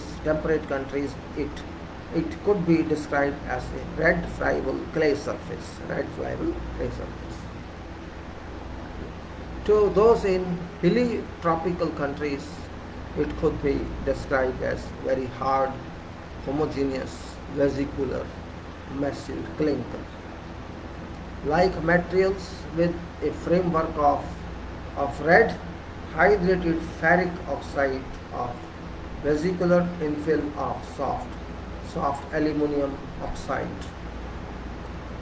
of yellow color, and in less hilly country, it could exist as a very hard or soft, coarse, angular red laterite soil.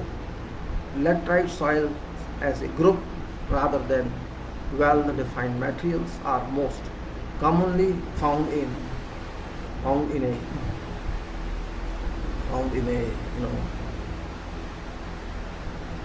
ledge soil, found in a ledge soil of humid tropics.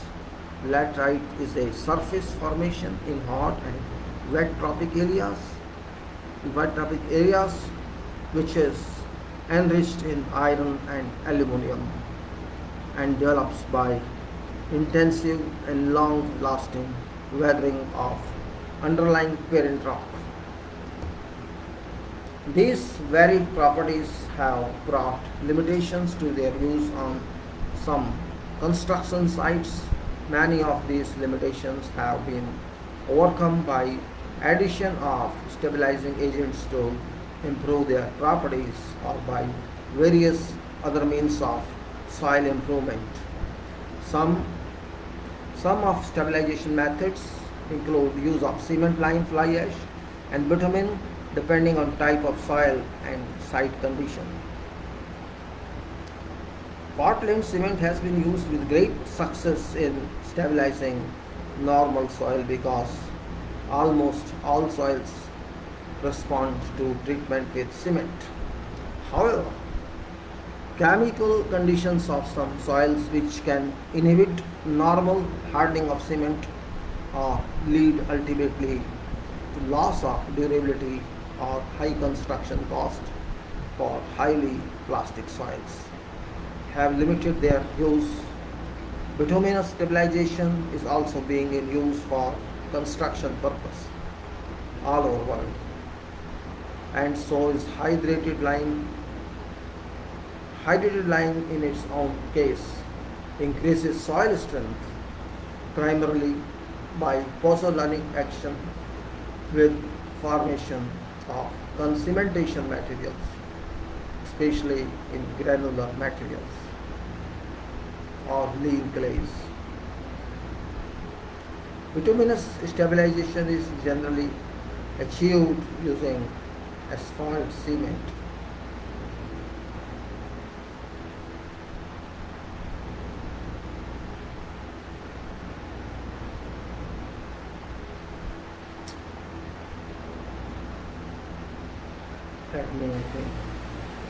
Let me put one fan for 5-10 minutes so that it should not be overburnt. Let's see. Use one fan for 5, then I'll see. So, hydrated lime in its own case increases soil strength primarily by pozzolanic action with formation of cementation materials, especially in granular material, rich clays. Bituminous stabilization is generally achieved using asphalt cement, cutbacks asphalt, or asphalt emulsions.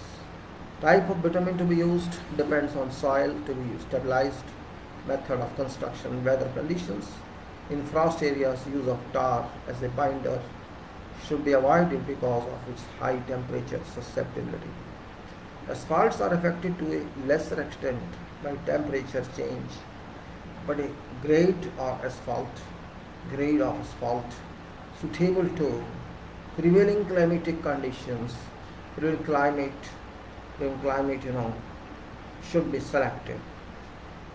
Asphalts are affected to a lesser extent by temperature changes, but a greater grade of asphalt suitable to prevailing climate conditions should be selected. As a general rule, most satisfactory results are obtained when asphalt, most viscous liquid asphalt that can be readily mixed into soil is used. For higher quality mixes in which a central plant is used, viscosity grade asphalt cements should be used. Much bituminous stabilization is performed in place with bitumen being applied directly on soil or soil aggregate system and mixing and compaction operation being conducted immediately thereafter. For this type of construction, liquid asphalts, that is, cutbacks and emulsions are used. Emulsions are preferred over cutbacks because of energy constraints and pollution control effects. Inferior quality material can be made to resist excessive deformation and deflection by applying soil stabilization or modification techniques. Soil stabilization and soil modification are both related to improvement of soil properties so that they suit a particular purpose. Soil modification often refers to soil improvement that happen during or shortly after mixing modified soils, or those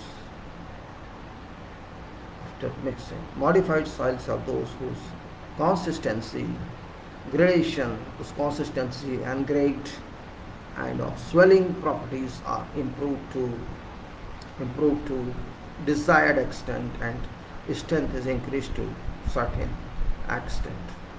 Soil stabilization is broadly classified into four types, namely thermal, electrical, mechanical and chemical.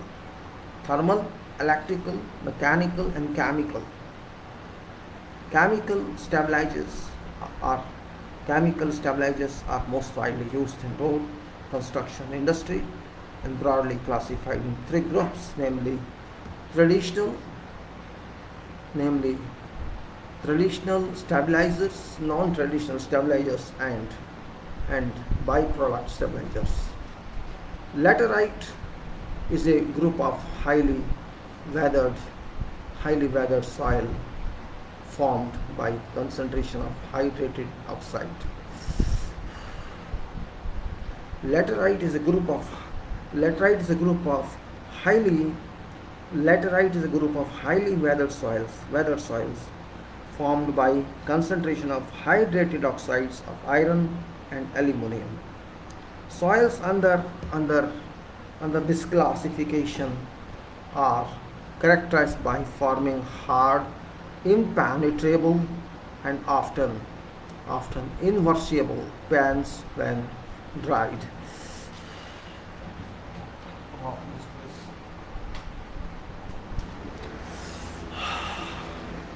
Laterite is a group of highly weathered soils formed by concentration of hydrated oxide of iron and aluminum. Soils under these classifications are characterized by forming hard, impenetrable and often inversible pans when dried. Laterites and lateritic soils form a group comprising a wide variety of red, brown and yellow fine-grained residual soils of light texture as well as nodular gravel and cemented soils, named laterite based on hardening, such as ferric and iron-rich cemented crusts, alkite or bauxite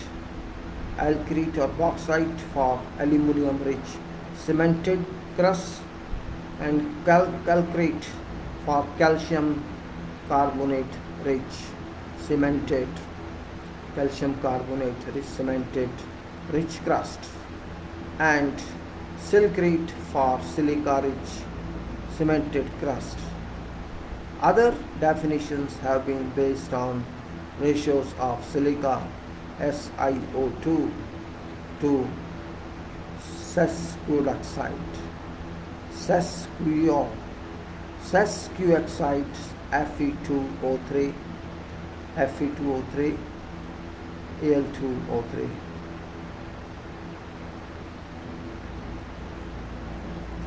In laterite, ratios are less than 1.33.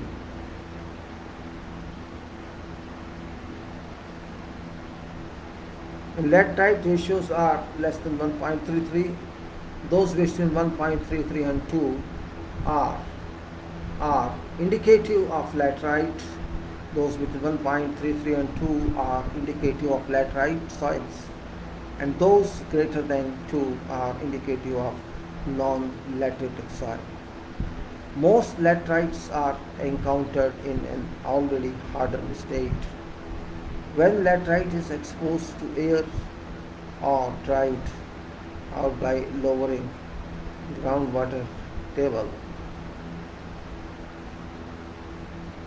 irreversible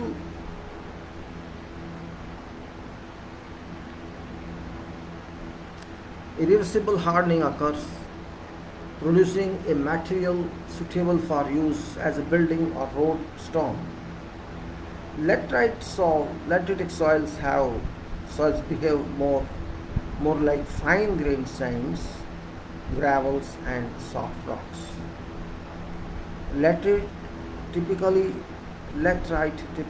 has a porous and a vesicular appearance, which may be self-hardening when exposed to drying, or if they are not self-hardening, they may contain appreciable amount of hardened laterite rock or laterite gravel. Behavior of laterite soils in pavement structures has been found to depend mainly on their particle size characteristics, nature and strength of gravel particles, degree to which soils have been compacted, as well as traffic and environmental conditions. It was found that stabilized soils have beneficial engineering properties and could potentially be used more often, though additional field use and testing should be carried out for proper scientific procedures. Furthermore, during experimental study of shear strength of stabilized soil, duration of failure of each specimen being tested was observed to increase with increase in stabilizers. Also, shear stress at which failure occurred reduced, and most soil samples mixture increased in shear strength. Stabilization of soil is employed when it is more economical to overcome inefficiency in a readily available material than to bring in one that fully complies with requirement of specification for soil.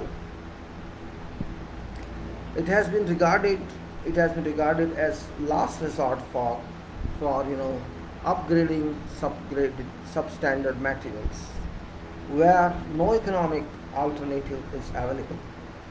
A continual reference to economy has here denotes a careful consideration of all costs that would be incurred by import not readily available. If a compliant soil, and comparing this to cost of improving properties of an unstable but readily available soil.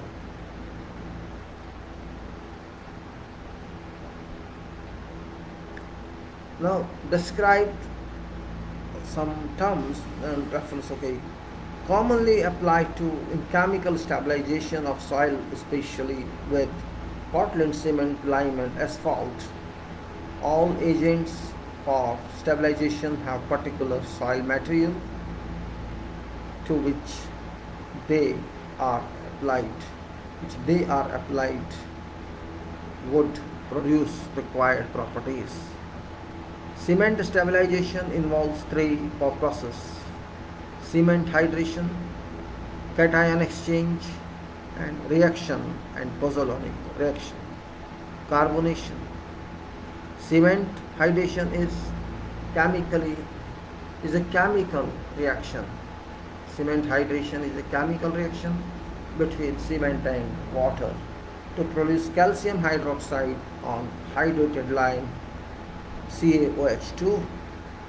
Soil and cement reaction involves replacement of divalent calcium, Ca and it's to Ca power 2 plus divalent calcium, adsorption of CaOH2 and cementation at inner particle contacts by a tobermorite gel. Calcium silicate, chief constituent of Portland cement, produces lime, calcium OH2, CaOH2, and tobermorite gel, which are responsible for strength increase in treated soil.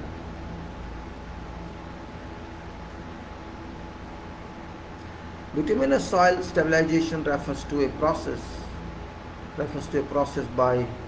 by which a controlled amount of bituminous material is thoroughly mixed within existing soil materials to form a stable base for wearing surface, very coarse. Bitumen increases cohesive and load-bearing capacity of soil and renders it resistant to action of water. Stabilization of soil with bitumen differs greatly from cement stabilization. Basic mechanism involved in bitumen stabilization is a waterproofing phenomenon. Soil particles are coated with bitumen that prevents or slows penetration of water. Most bituminous soil stabilization has been performed with asphalt cement, cut-back asphalt, and asphalt emulsions. Soils that can be stabilized effectively with bituminous materials usually contain less than 30% passing number 200C. Soil that can be stabilized effectively with bituminous materials usually contain less than 30% passing 200C and have a plasticity index less than 10. Soils classified by USC, SW, SP, SWSM, SPSM, SWSC, SPSC, SMSC, SMSC, GWGP, SWGM, SPGM, SWGC, GPGC, GM, GC, GM, GC. Can be effectively stabilized with bituminous metals, provided above mentioned gradation and plasticity requirements are met. There are two major types of bitumen emulsions: cationic bitumen emulsion and anionic bitumen emulsion. Cationic emulsifiers are generally based on long hydrocarbon nitrogen compounds such as alkyl amines. Alkyl amines are powerful surface active compounds with great influence on surface tension. Anionic Anionic bitumen emulsion is normally based on fatty acids. A fatty acid molecule consists of a long hydrocarbon chain and terminates with carboxyl group. Emulsifiers solution Emulsifier solution is prepared reaction by reaction anionic emulsifier with sodium hydroxide. This reaction is called saponification. Saponification, chemical substance that can enter in natural reactions of soil and control moisture.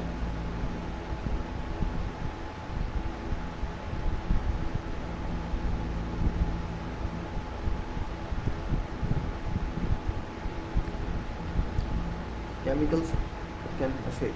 Okay.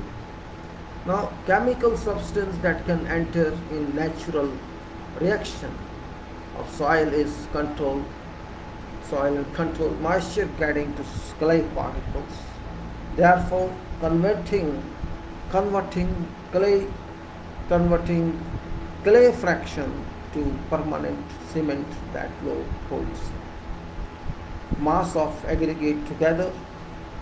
Chemical stabilizer, in order to perform well, must provide strong and soluble cation that can exchange with weaker clay cations or to remove water from clay lattice, resulting in a soil mass with higher density and permanent structural change.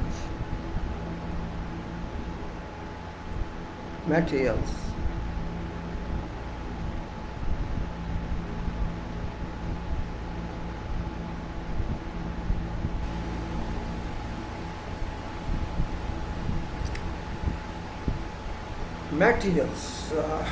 Let's now. Two borrow pits were located now. Because before material we go, I think we have to repeat what we have talked. It's better. Because this paper is technical and we should not be in a hurry. We want to finish this because this is very much technical paper. Don't go for language alone.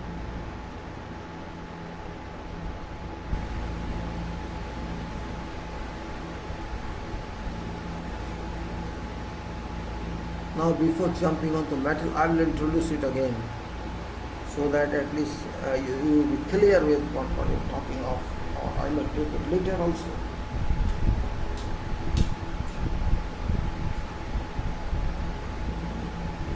Now, well, I also to jump onto FIDIC because I did not do that for many days. I will just briefly tell you what we have to discuss in soil, and this we are talking currently is bitumen soil stabilization. This we are talking to you now, and come back to the specimen for UCS test. Wait a minute. It says this, and it says taking measurement during sample collection and specimen for UCS in compression machine. Then you can say soil in molded for compaction and CBR.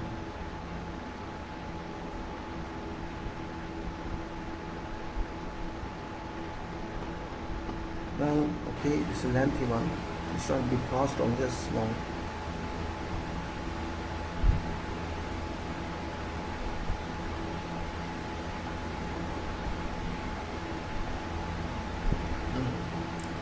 So let us see. I take some photographs for showing you this.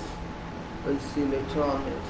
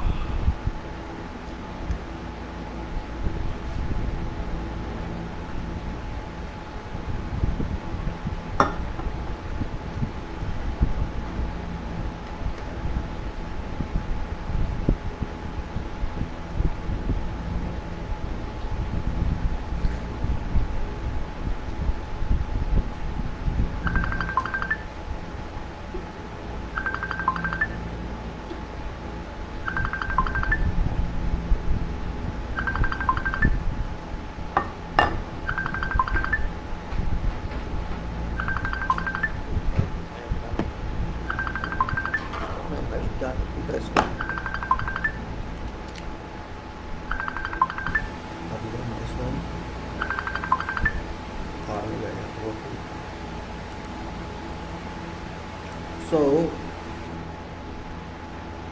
I would say, let me so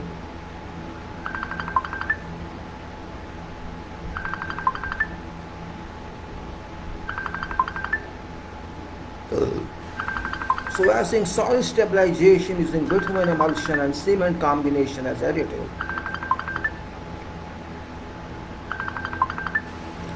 Stabilization is a process of improving subsoil engineering properties prior to construction. This can be accomplished in several ways, such as preloading of grounds, application of high energy impacts, use of sand drains and sand filters, prefabricated wick drains and chemical additives. On the other hand, laterite describes no materials with reasonable constant properties. To those in temperature countries, it could be described as a red friable clay surface. To those in hilly tropical countries, it could be described as a very hard, homogeneous, vesicular, massive clinker. Like materials with a framework of red hydrated ferric oxide, of vesicular infill of soft aluminum oxide of yellowish color. And in less highly country, if it could exist as a very hard or soft coarse angular red.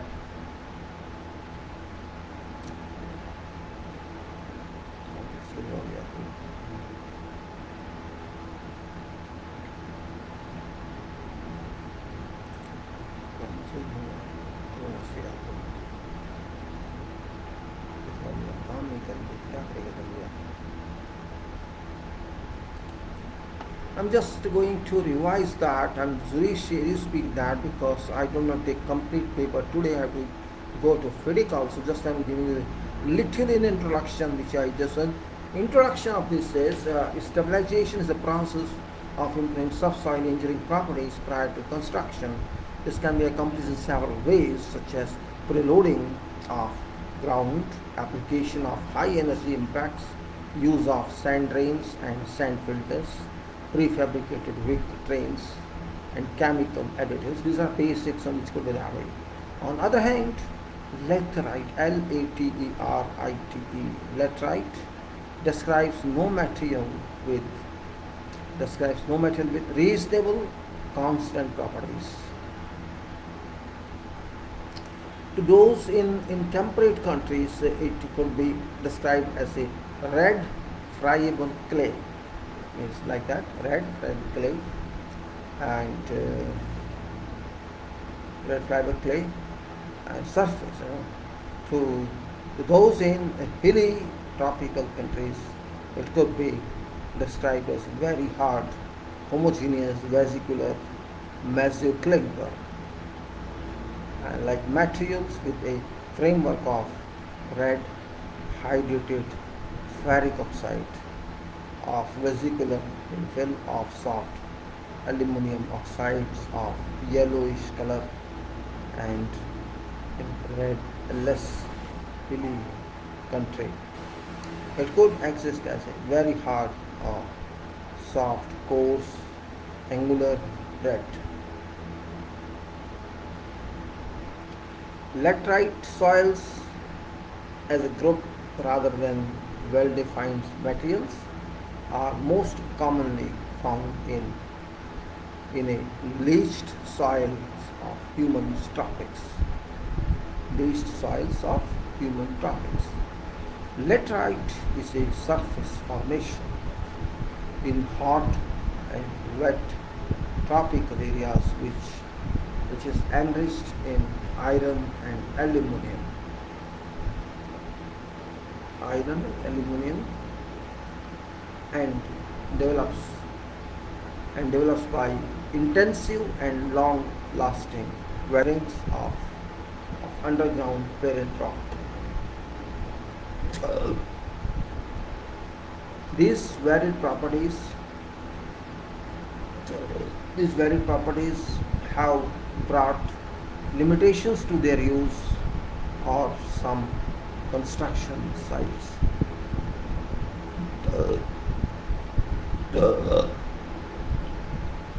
Sorry.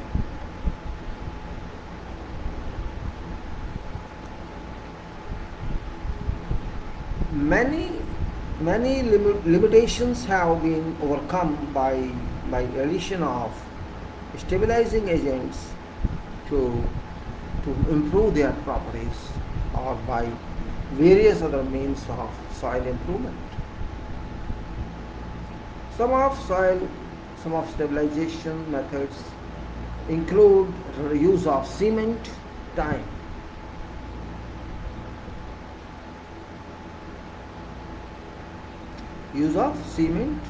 lime, fly ash and bitumen depending on type of soil and soil conditions.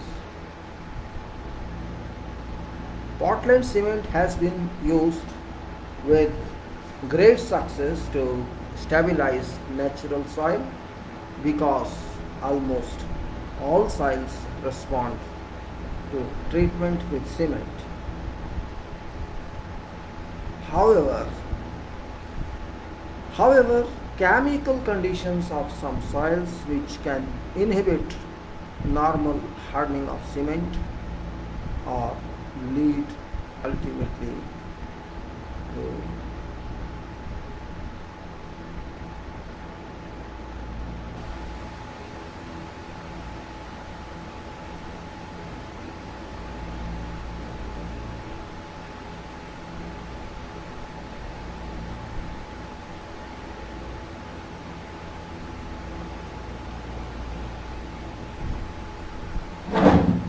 switch off heavy hair.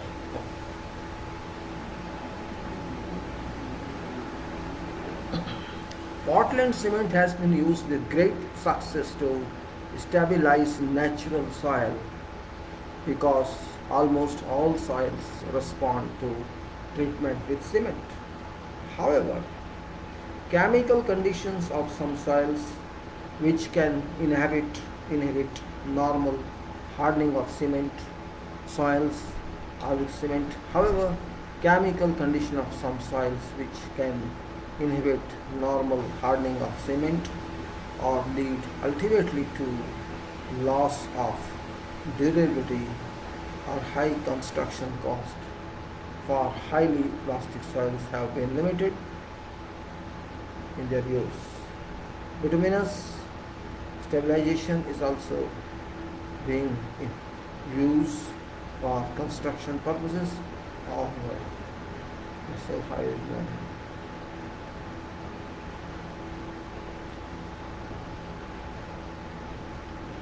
hydrated lime in its own case increases soil strength primarily by pozzolanic action with formation of cementation materials, especially in granular materials.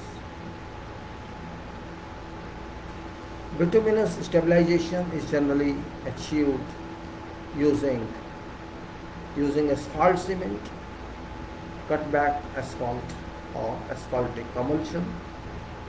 Type of bitumen to be used depends on soil to be stabilized. Method method of construction and weather conditions. In frosted areas, use of tar as a binder should be avoided because of its high temperature susceptibility. Asphalts are affected to a lesser extent by temperature changes, but a grade of asphalt suitable to prevailing climate should be selected.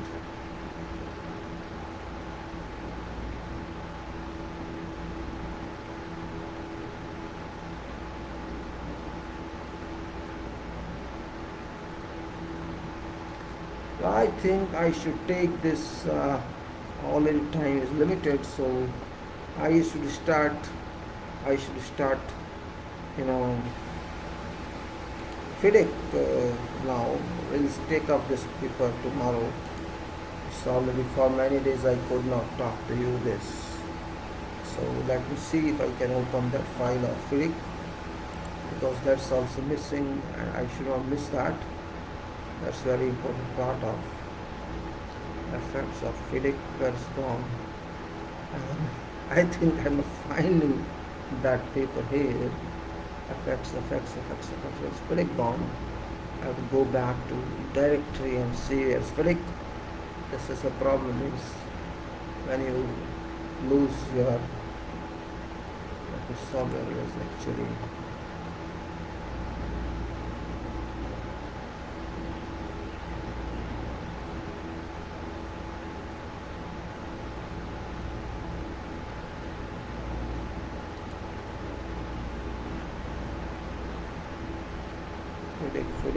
FIDIC. I missed that. I have to go back to this and see.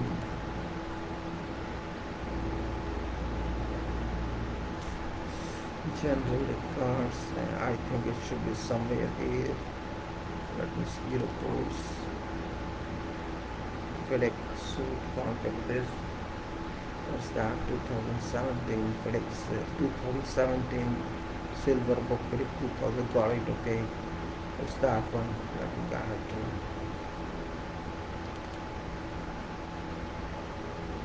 So I got back to FIDIC.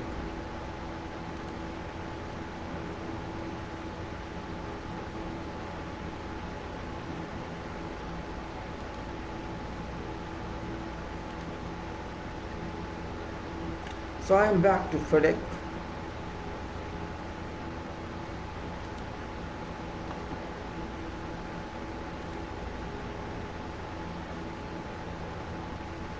FIDIC EPC turnkey project. FIDIC.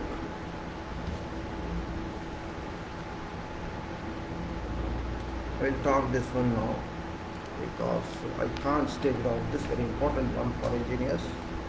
You cannot say no, it's important, very important one. So this is now we are shifting to FIDIC for 1 hour. 1 hour or whatever time I have. This is FIDIC 2017.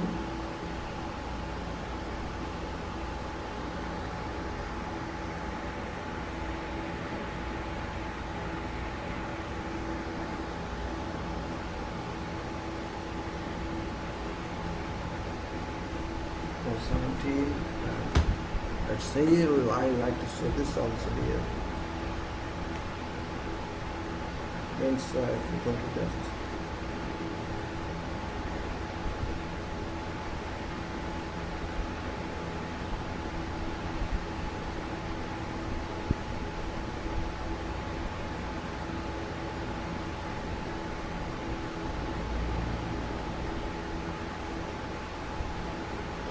Let's say here I can show you, say a FIDIC, you know.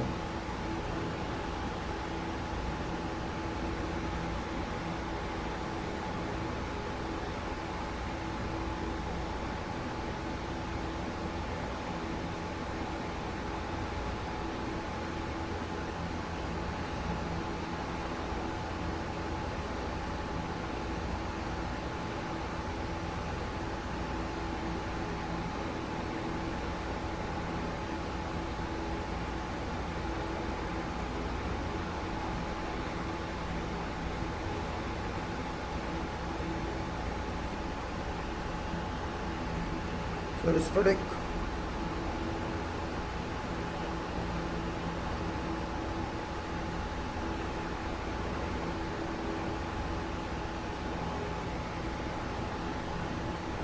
What's that?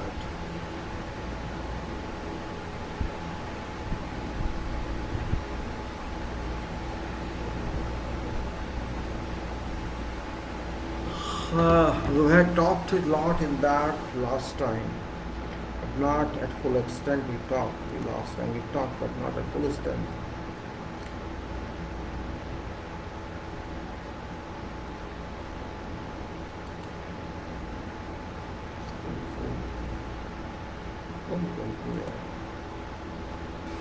We go that we went to 4 or 5, 6, I think.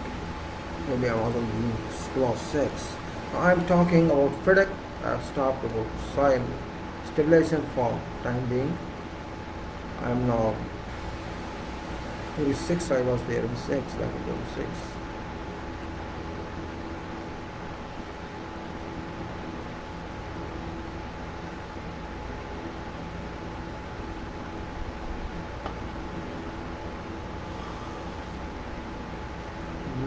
Design.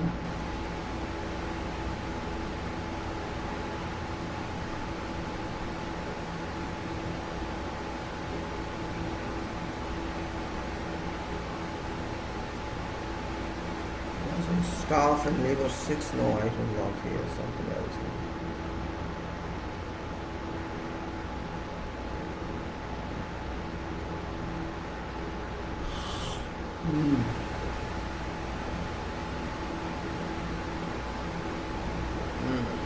So 6, I think. Yeah, 6.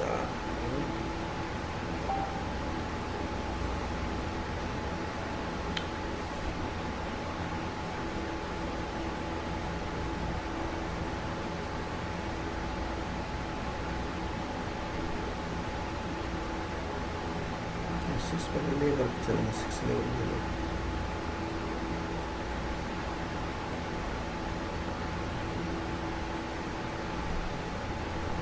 Let's start with 6. Yeah, maybe I don't exactly remember where I left. This is 6, staff and labor, and this is FIDIC.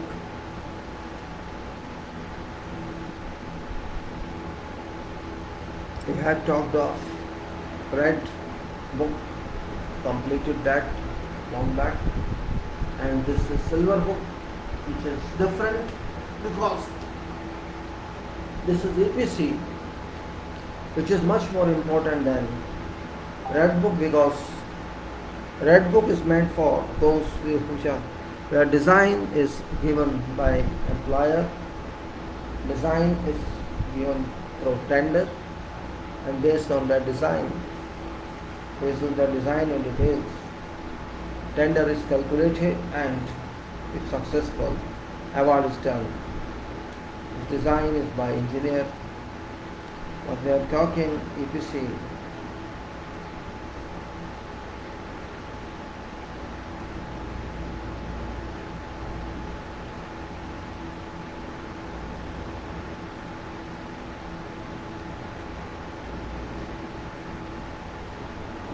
So, in this silver, we have gone through many topics. We have gone through what is employer, what is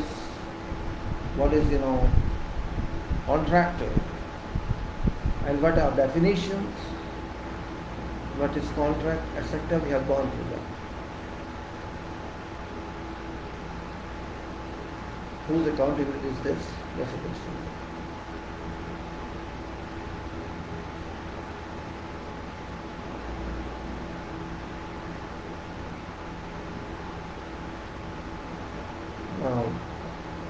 Because silver or EPC, and particularly lump sum, fixed lump sum, is very important contract system,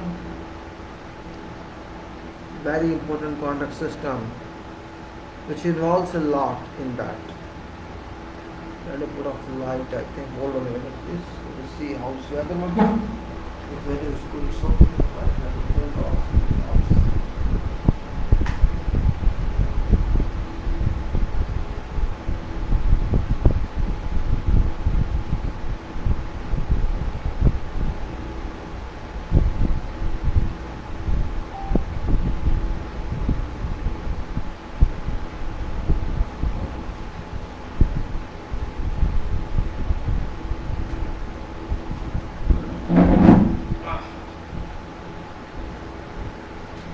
When there is a responsibility on contract, it's not simple contract, we can do that. Responsibility is responsibility. No one can avoid that. Contracting is not a joke, first of all. It's not a game of cricket or football. If you are defeated, defeated, or if you win, win. It's not a game of children.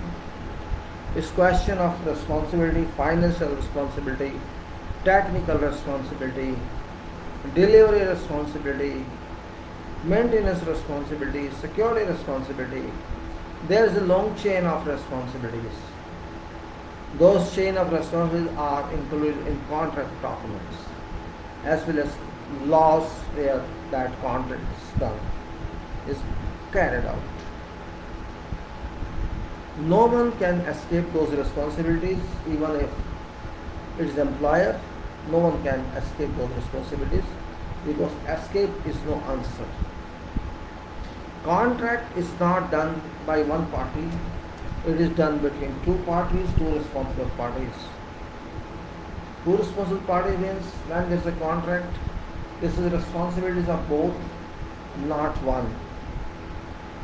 We cannot say contract is responsible and employer is not responsible. That's wrong if you think that way. Contract means agreement by both, commitment by both, responsibility and liability owned by both. This is right acceptance, right definitions on contract. Some people think that contract is not that important. It's just like contracts are cheat or they are like that, something like that. And something that employers are cheat.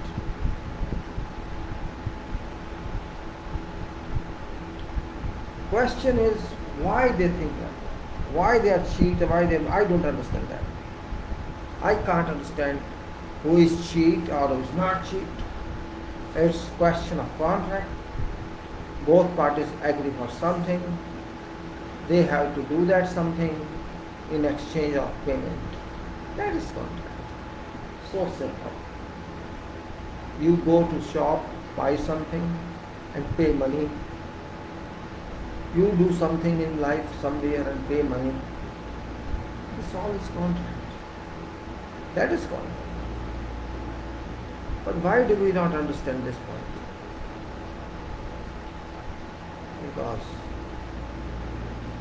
Because we have not been taught like that, whereas other countries are taught like that.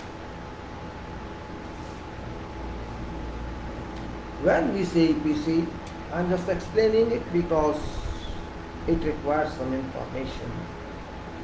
People have misunderstood concept of contract, particularly in our country, Bharat, that is India.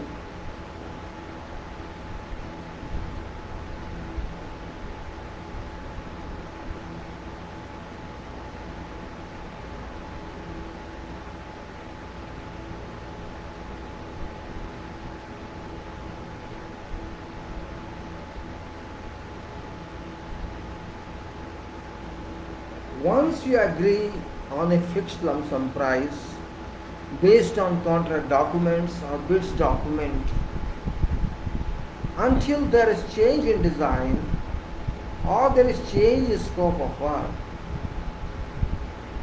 or due to some other reason, there is a shift on policy. You are no one to save yourself.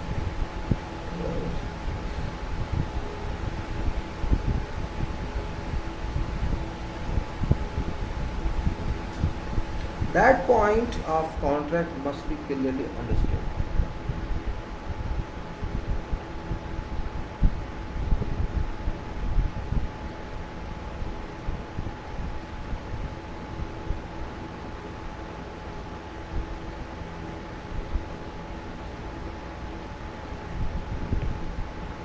Once amount is discussed, fixed, no one can change that amount.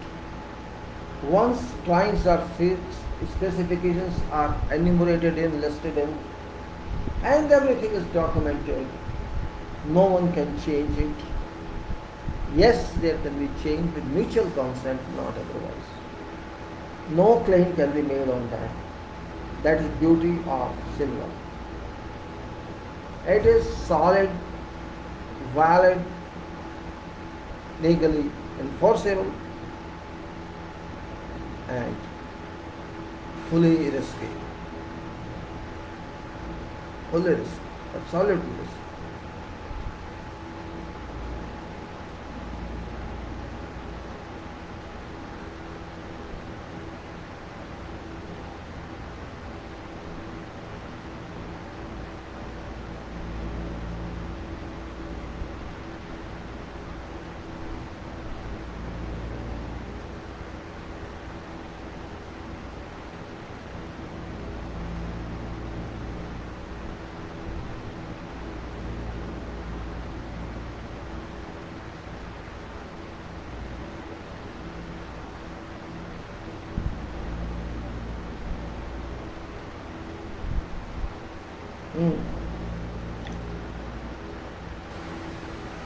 Sometimes we have to read conditions one by one and understand contract. Sometimes we believe we know it.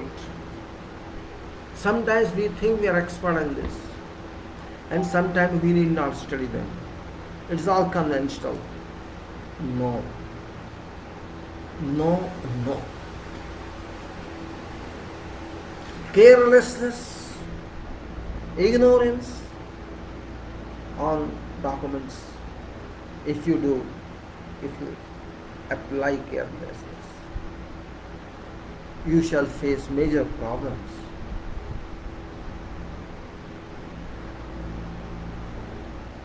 It is true, you will face major problems. Now, we had covered many clauses on this FIDIC. We have gone through. Now I am going to staff and labor section 1. I don't know where actually I stopped. I did it. Engagement of staff and labor. Staff and labor means what? Means human resources. Very important resource. Staff and labor. Though we make a labor, we may say labor, saying is different. We can insult these people, labor you are. And we say respect, oh staff you are. But you forget that both are laborers. Everyone is labor in this world. Everyone. Because we have decided something might be taught by others and say as something. People for the last couple of years. I had 2 assignments. So in those assignments I felt what is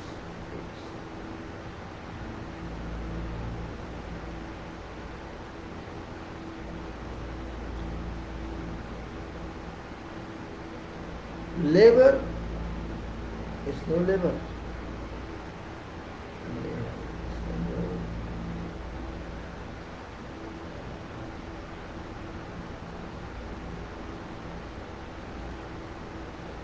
When we say staff and labor, it's very important element because without labor, you call labor, I call industrial workers, I may call project workers.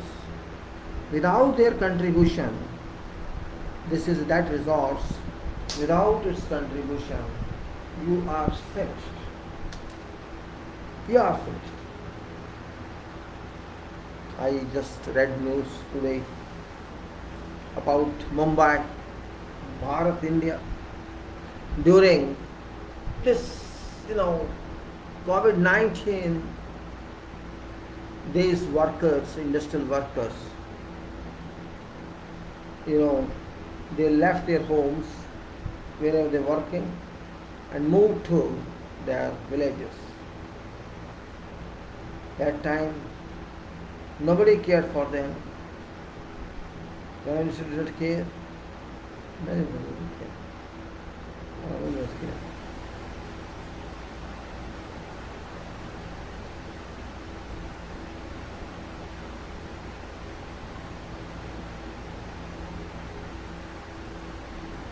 Without these people,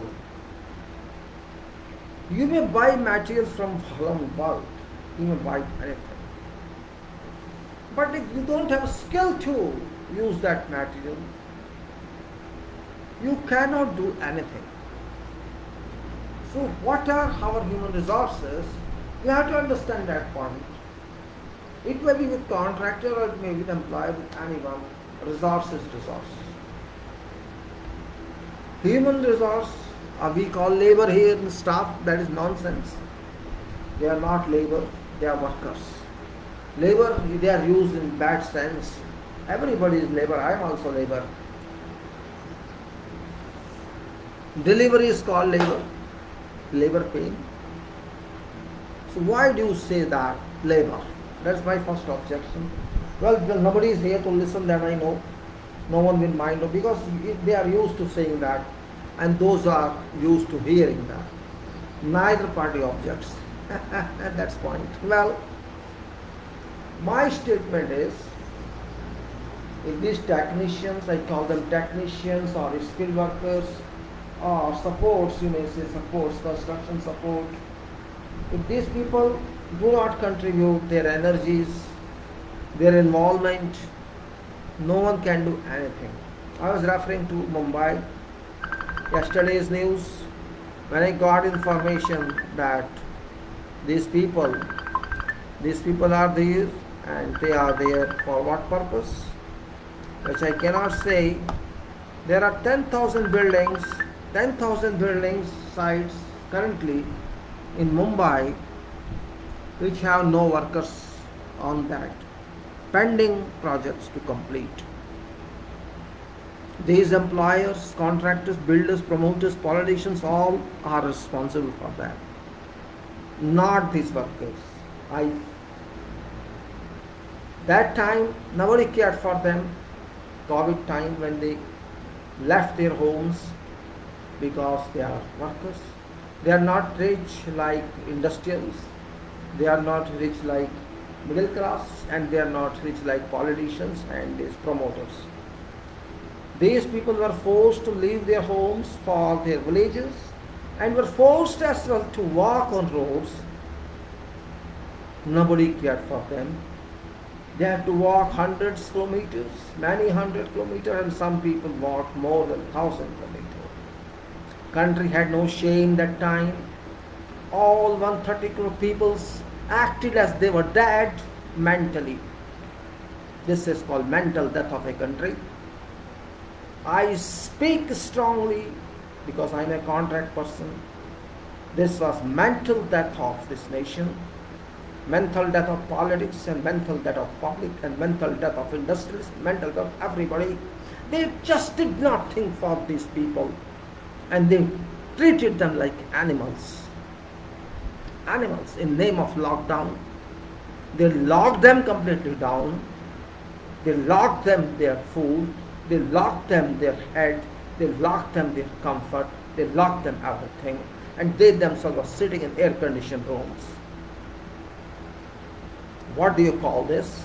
I called it human crime. Everybody in authoritative positions are responsible for them, including judiciary, parliament, executive, business people, and public. These people were treated like buffaloes, like goats. What do you think of them? You are slaves. You run away from paying them. You go away, push them out of homes, throw them on road, and now you are crying. You don't have those workers. Yes, they won't be there. You want to give them air passes now. You want to give them salary raise now. You want to give them medicines now. Why? Why are you giving them now? What for? Because you don't consider them human beings. Now you need them. That's why you want to call them back. You did not think of them when they were in need. You had no money for food for 2-3 months for them. Are you so weak? You are playing in billions. You are doing billions and billions of crores of billions and billions of rupees projects. You can't, you could not produce, you could not arrange them food at least. So what sort of honors, what sort of employers you are? And these politicians, better not to talk about these rubbish politicians. Inhuman politicians. I don't want to talk of them in this regard.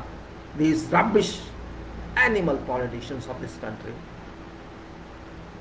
This is what I say. You are billionaires. You are high power people. You have big bungalows. You have big cars. You have every facility. You have political back. You have a bank with you. But you don't have people with you. Shame on to you, you bloody idiots, industrialists. Shame on to you. Human killers you are. Now you want to give them everything because you are losing everything. You want to give, because you know if your projects are not completed, you can't get money. You know that. You can't pay back to banks. However, you are not going to pay to banks. We know that. It's all drama.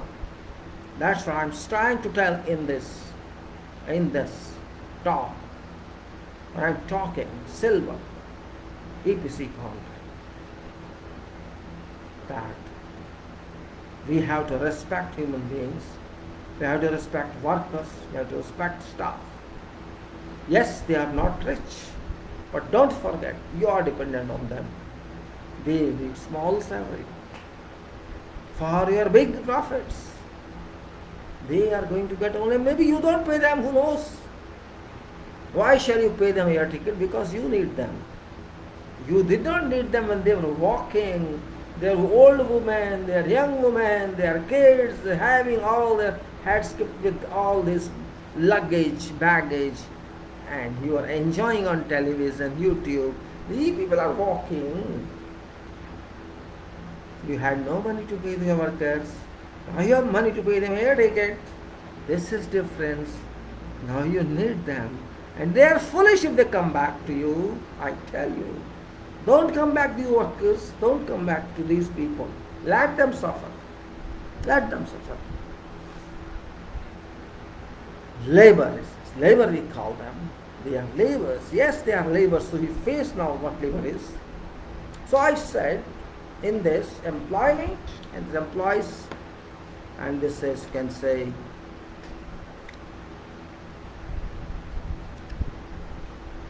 engagement of staff and labor, that is, except as otherwise stated in specification, contractors shall make arrangements for engagement of all contractors' personnel and for their payment, accommodation, feeding, transport and welfare. 6.2 Rates of wages and conditions of labor. Contractors shall pay rates of wages and observe condition of labor which comply with all applicable laws and are not lower than those well established for trade or industry where work is carried out. If no established rates or conditions are applicable, contractors shall pay rates of wages and observe conditions which are not lower than that generally level of wages and conditions observed locally by employers whose trade or industry is similar to that of contractor.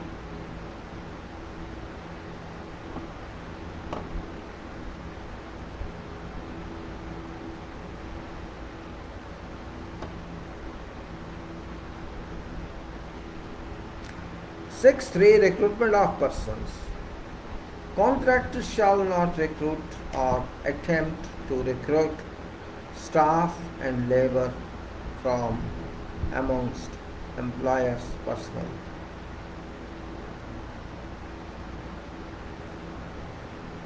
Employers shall not recruit or attempt to recruit staff and workers from amongst contractors' personnel. 6.4 Labor laws. Labor laws.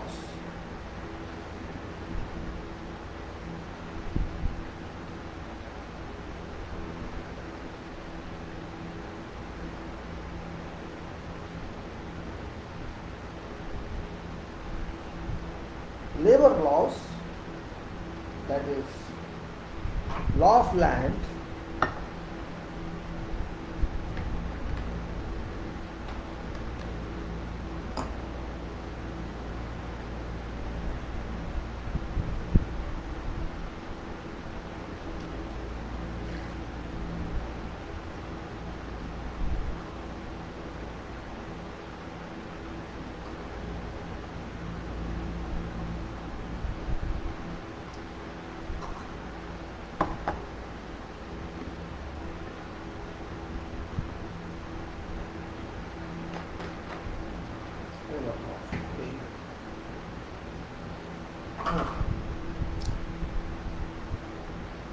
contractors shall comply with all labor laws applicable to contractors' personnel, including laws relating to their employment, including wages and working hours, health, safety, welfare, immigration and emigration, and shall allow them all their legal rights. Contractors shall require contractors' personnel to obey all applicable laws, including those concerning health and safety at work. Working hours. No work shall be carried out on site on locally recognized days of rest or outside normal working hours stated in contract data, unless A. otherwise stated in contract, B. employer gives consent, C. work is unavoidable or necessary for protection of life or property or for a safety of works, in which case contractor shall immediately give a notice to employer with reasons and describing what required. Facilities for staff and workers. Facilities for staff and workers, except as otherwise stated in employer's requirement. Except as otherwise stated in employer's requirements, contractors shall provide and maintain all necessary accommodations and welfare facilities for contractors' personnel. If such accommodation and facilities are to be located on site, except where employer has given contractor prior permission, they shall be located within area identified in employer's requirements. If such accommodation or facilities are found elsewhere within sites, contractor shall immediately remove them at its own risk and cost. Contractor shall also provide facilities for employers' personnel as stated in employers' requirements. Health and safety at personnel. 6.7 Health and safety of personnel. In addition to requirements of subclause 4.8, Health and safety obligations. Contractors shall at all times take all necessary precautions to maintain health and safety of contractors' personnel. In collaboration with local health authorities, contractors shall ensure that a medical staff, first aid facility, sick bay, ambulance services, and whatever other medical services stated in employers' requirements are available at all times at site, and at any accommodation for contractors, employers.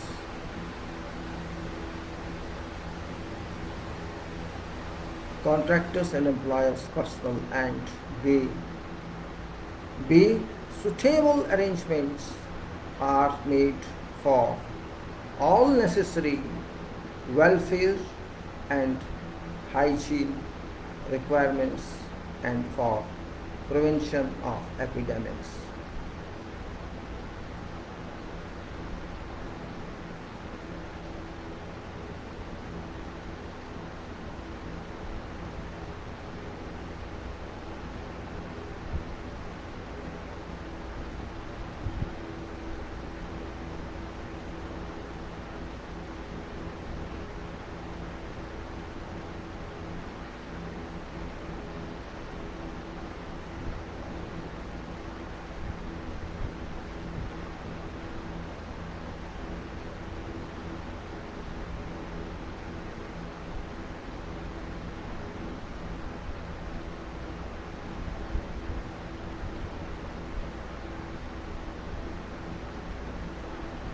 Alright, then now suitable arrangements are made for all necessary welfare and hygiene requirements and for prevention of epidemics. I was lost somewhere thinking something. It happens with me. Please don't take it otherwise.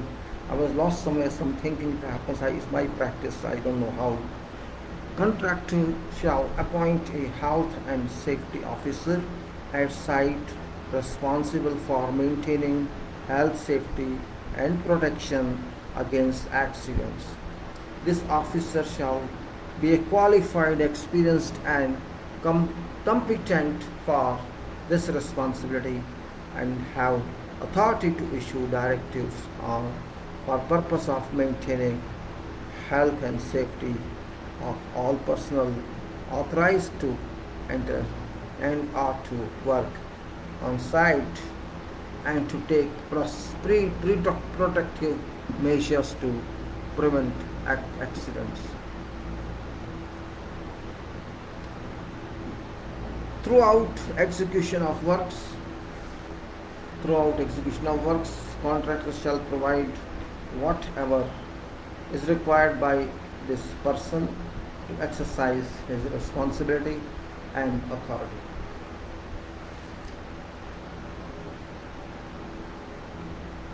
6.8 Contractor superintendence. From commencement day until issue of performance certificate,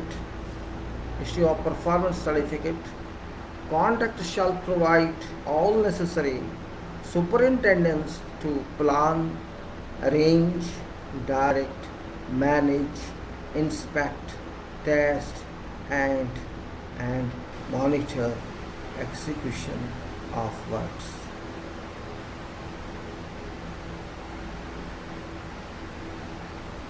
Superintendence shall be given by a sufficient number of persons who are fluent in or having adequate knowledge of language for communications defined in subclass 1.4, law and language, and B, who have adequate knowledge of operations to be carried out, including methods and techniques required, hazards likely to be encountered, and methods of preventing accidents for satisfaction and safe execution of works. 6.9 is contractor's personnel.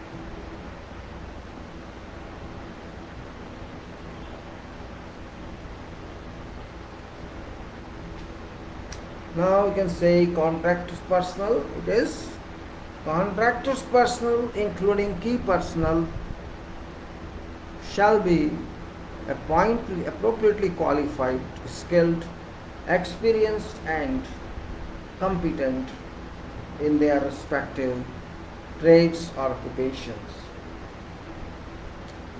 Employer may require contractor to remove or cause to remove and whatever person employed on site or works, including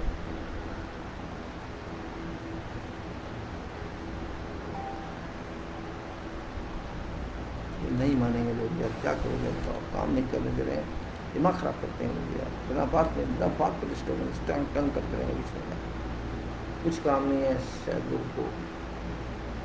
Employer may require contracts personnel remove or cause to be removed whatever person employed on site or works, including contractors, representative, and key personnel if whosoever.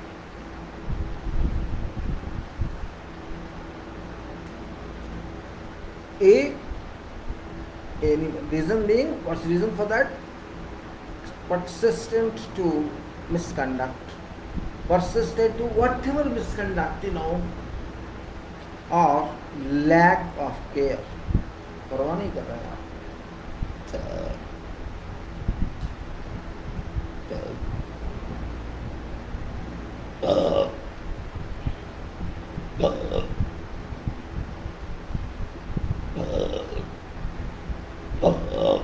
Sorry, it's happening to me. B. Carries out duties incompetently or negligently. C. Fails to comply with provisions of contract. And D. Persist in conduct which is prejudicial to safety, health, or protection of environment. Is found based on reasonable evidence to have engaged in corrupt, fraudulent, collusive, or coercive.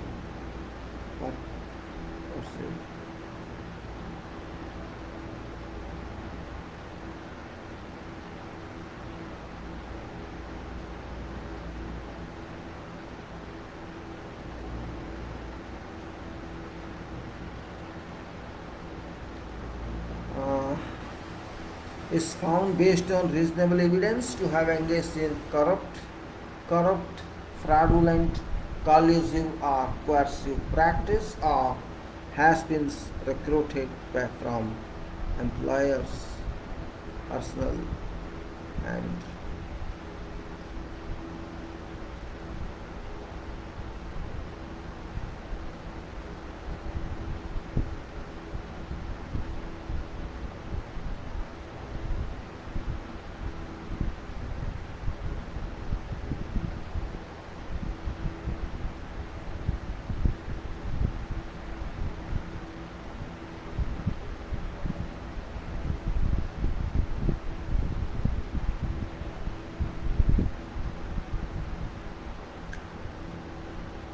has been recruited from employers personnel in breach of subclause recruitment of personnel. If appropriate, contractor shall then promptly appoint or cause to be appointed a suitable replacement in case of replacement of contractor's representative or subclass 43 contractor's representative shall apply in case of replacement of a person.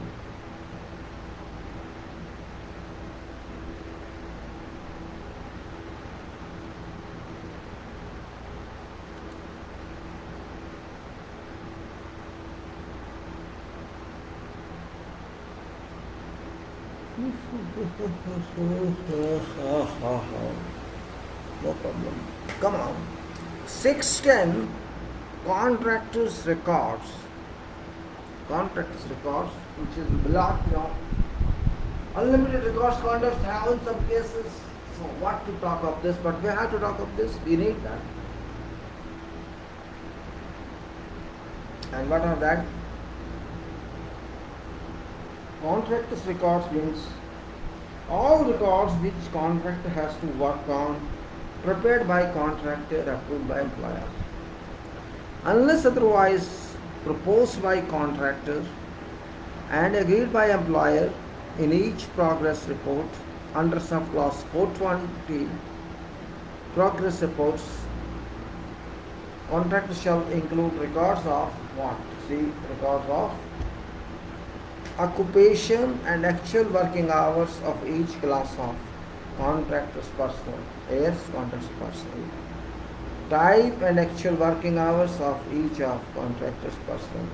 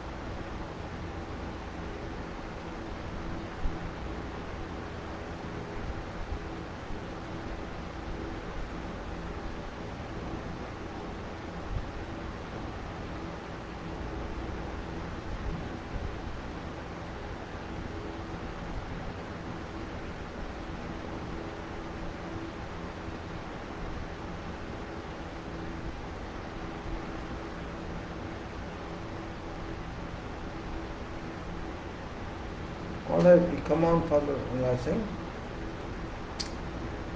So, unless otherwise proposed by contractor and agreed by employer in each progress report, you have to give occupation actual working hours of each workers, each class of contractors, personal type and actual working hours of each of contractors, equipment, type of temporary works. I use temporary works. What type of works we are using? Temporary works. You know what are temporary works, which are removed after work is permanent work is done. Temporary work is support to permanent work. In fact, it can be preparatory work, by temporary work, scaffolding. It can be preparatory works item which shall be removed after permanent work is done.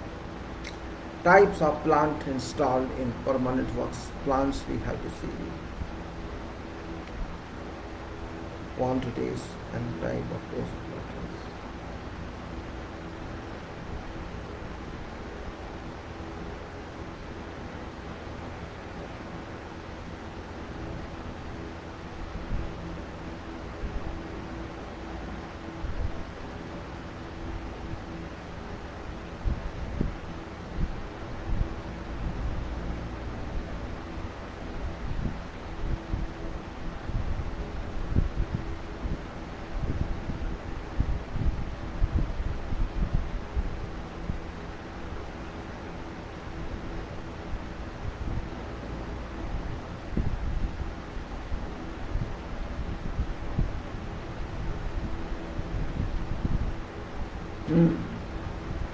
So we move further and let's see how can we improve that, because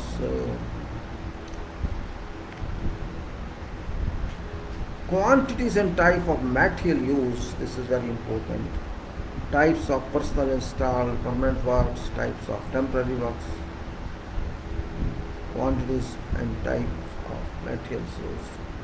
Additional quantity of activity shown in programs at each work location and place.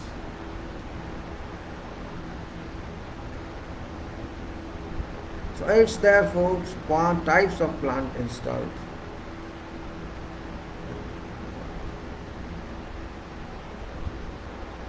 Then you can say for each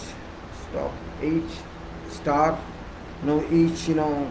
each work activity shown on program, each work location and for each day of work.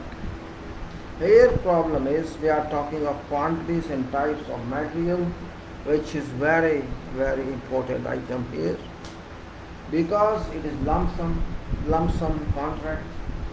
Quantities which were used or given by, for example, given by those persons who issued this tender or bid. Those quantities may be right, may be wrong, we cannot guarantee that. And those people also cannot guarantee that who issued tenders. And there may be a big project, there will be a small project, depends on the quantity of project, size of project, and you can say that quantity is reliable or that's not reliable. It is duty of contractor or bidder to ensure that quantity is right. How to ensure that? That's the point. So when we say contractor's requirements, contractor has to submit materials, submit material quantities as well. That quantity must be worked out. If by chance we missed it working out at time of bidding, and this could not become a part of contract, we can submit quality important. Quality is very important as well.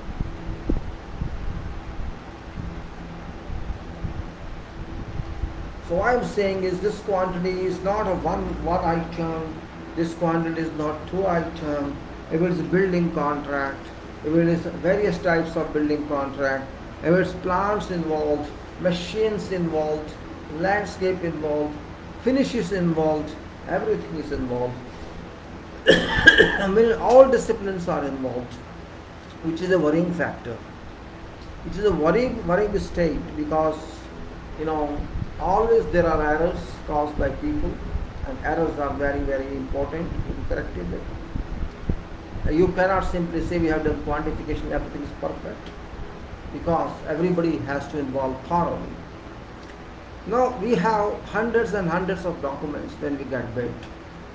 There are many disciplines involved. All disciplines can say in major projects.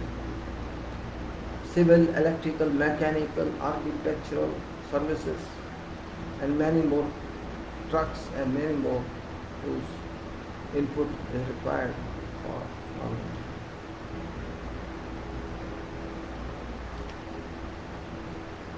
Those inputs must be calculated.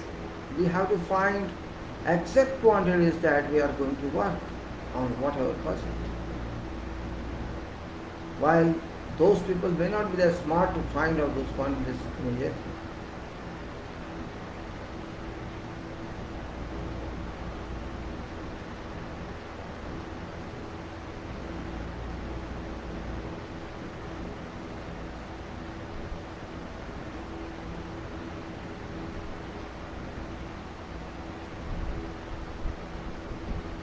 That items, we may say hundreds of items, civil hundreds of items, mechanical maybe 30-40 items, electrical maybe same, plumbing maybe same, or you can say electronics maybe many, lump sum, furnitures may be there, or you can say equipment may be there, everything may be there. That requires major input. One has to get in dimensions and plans and all sections, only then you can find something. It's not children game. For that you have to go through all drawings. And because you are APC here, you are yourself responsible, you are yourself designers. Your designer must be smart enough to provide you complete details before your bidding is done, or approximate details that you have to put in. You have to take into consideration design may not be finalized, but quantity must be there. So this involves a lot of exercise. You cannot simply say, oh, it's done. No, it's not done. Can't be done. If you don't know quantities based on specifications, you have to find out quantities. You must know specifications, and when you say specifications, then you must know which drawings are. You may consider numbers, but you cannot say. You may even include specification, but the manufacturer says, I am not giving this, I am giving something else. So you have to keep those factors in mind. Ultimately, it's your responsibility. It's not your responsibility, your company's responsibility.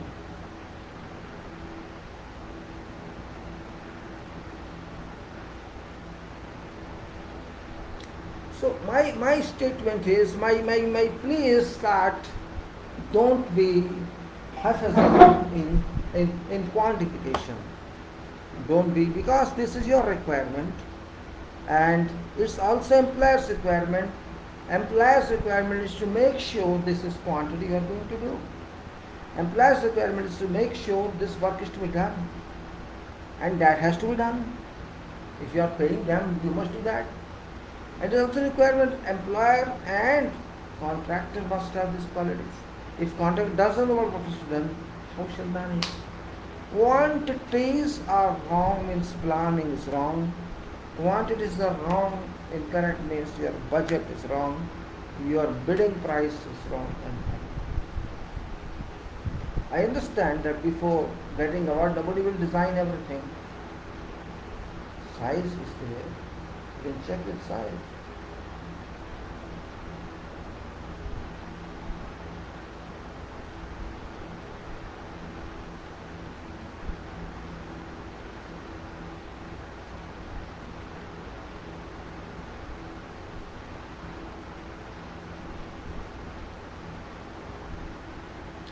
Nothing can be taken for granted. I still remember, every time I give the example, I was working on a bid.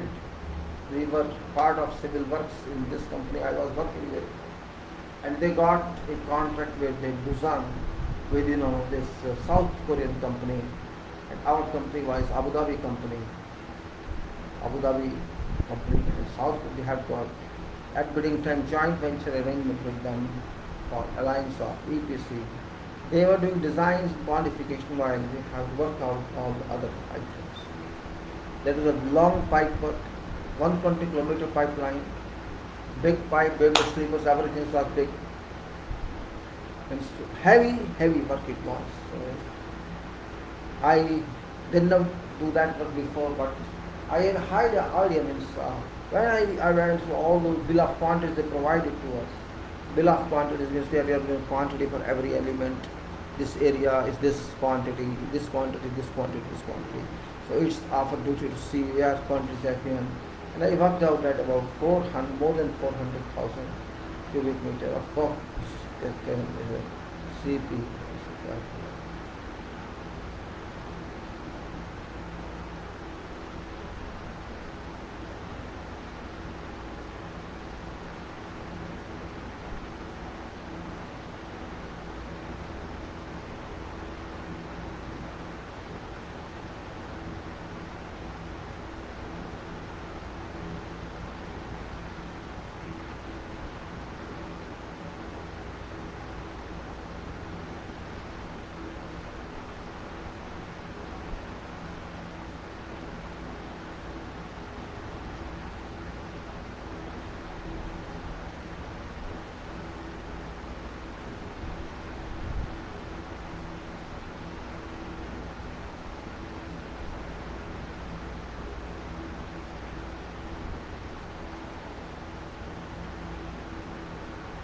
So employer's requirement and contractor requirement are very important for both.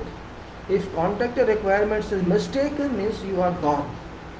That importance must be taken care of. Don't be hurried. Don't be hurried. Check and check.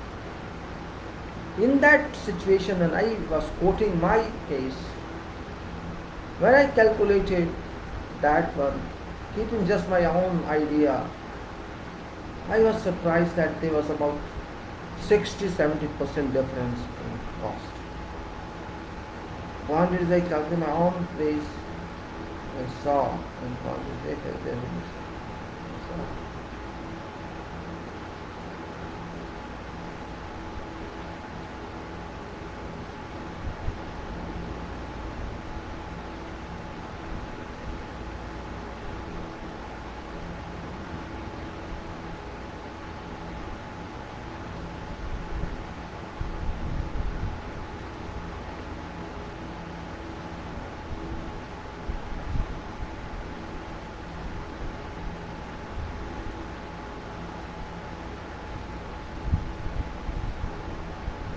So, if you think quantities are a joke, it's up to you. But for me, it's no joke. When I objected to them through our office, my office did not accept that. No, I don't accept this quantity. I stress on the manager. These are wrong quantities. It's not possible.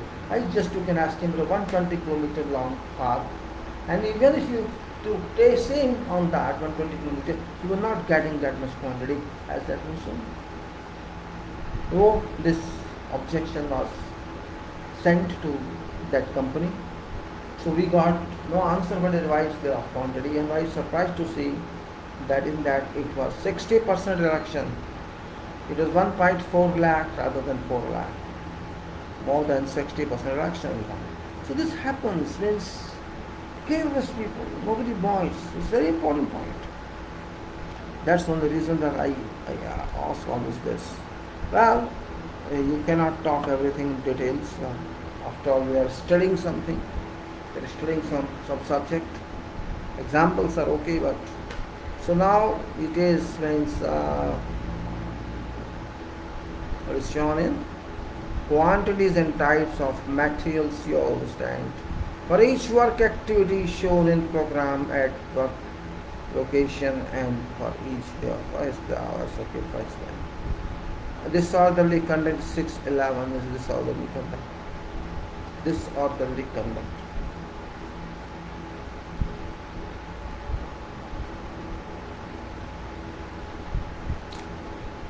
Disorderly conduct.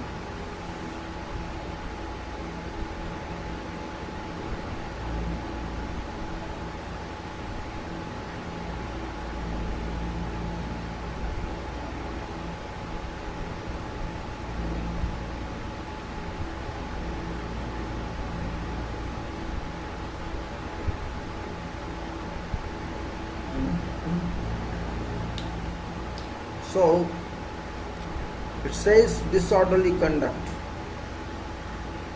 Disorderly conduct. Contractor shall at all times take all necessary precautions to prevent any unlawful, notorious, or disorderly conduct by or amongst contractors' personnel, and to preserve fees and protection of persons and property.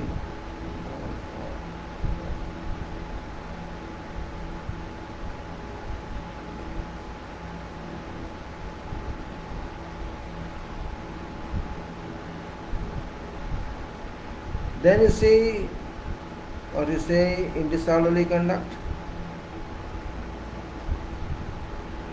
You have to take action certainly.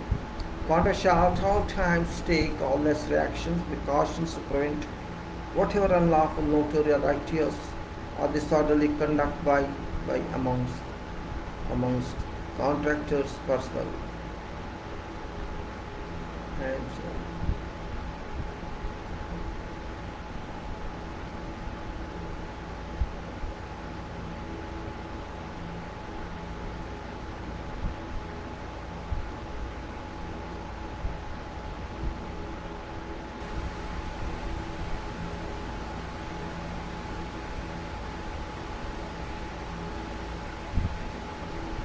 then you go to key personnel, that is 612. If no key personnel are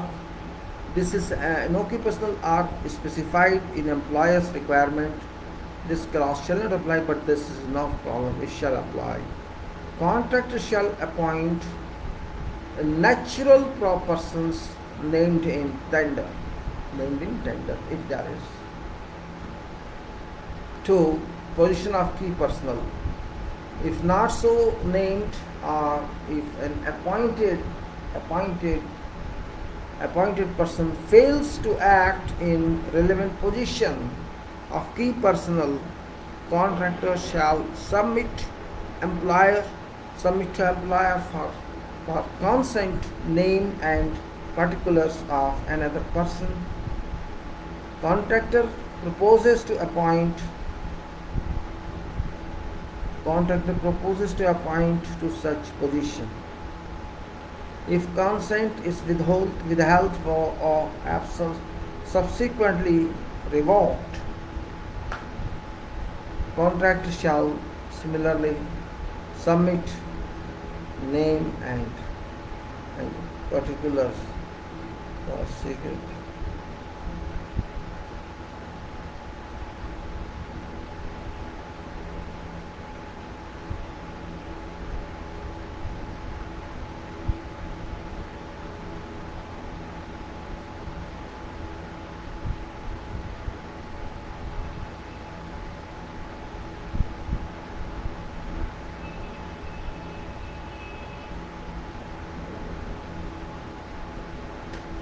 Okay. Contractor shall appoint natural persons named in tender to position of key personnel. If not so named, or if an appointed person fails to act in relevant position of key personnel, contractor shall submit to compliers for consent name and particulars of another person contractor proposes to appoint to such position. If consent is withheld or subsequently revoked, contractor shall similarly submit name and particulars of a suitable replacement for such position. If employer does not respond within 14 days after receiving any such submission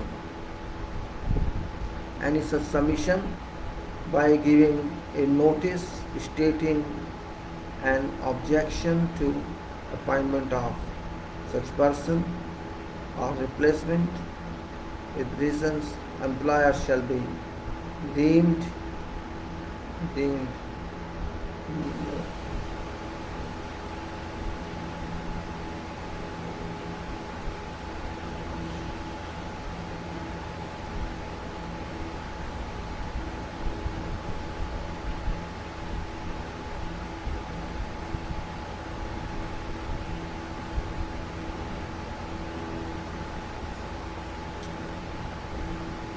okay, then contractor shall not withhold employer's prior consent, revoke appointment of any of key personnel, or appoint a replacement. Wait a minute. If employer does not respond within 14 days after receiving any such submission by giving a notice stating any objection to appointment of such person or replacement with reasons, employer shall be deemed to have given employer's consent.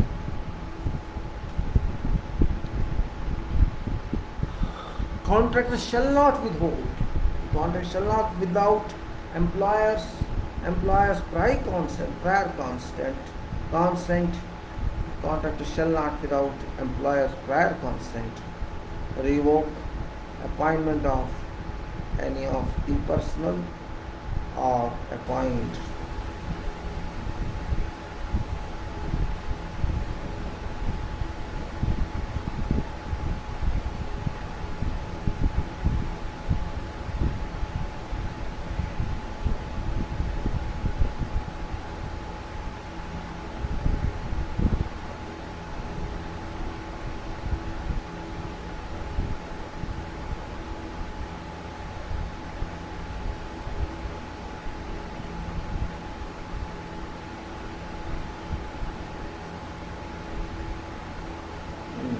Then you can say, contract shall not withhold employer's prior consent, revoke appointment of any of the personnel or appoint a replacement unless person is unable to act as result of death, illness, disability or resignation, in which case appointment shall be deemed to have been revoked with immediate effect, and appointment of replacement shall be treated as a temporary appointment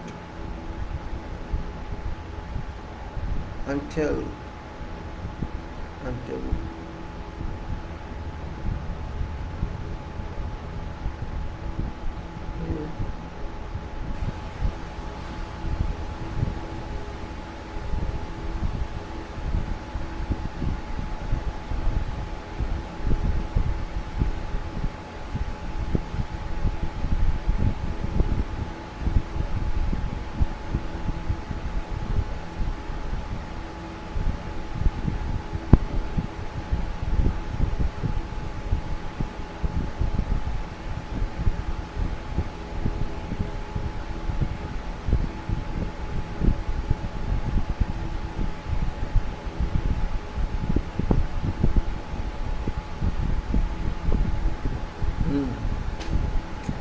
very good idea.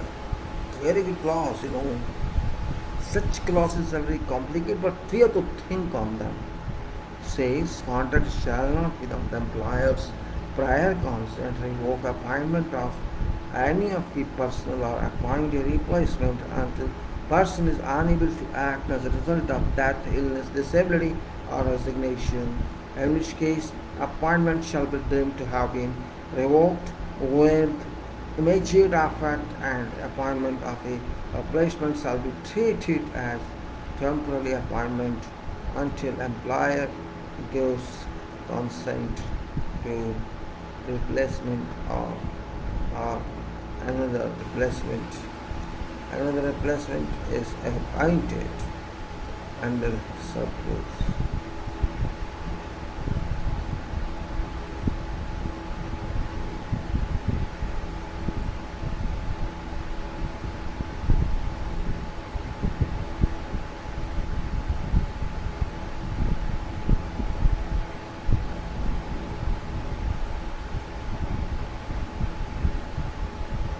Then you can say, as all key personnel shall be based at site for or where works are being executed off site, at location of works for whole time that works are being executed, if any of if some key personnel is to be temporarily absent during execution of works, a suitable replacement shall be temporary.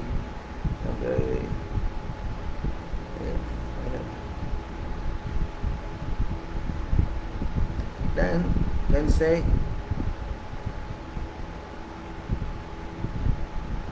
if any of key personnel is to be temporarily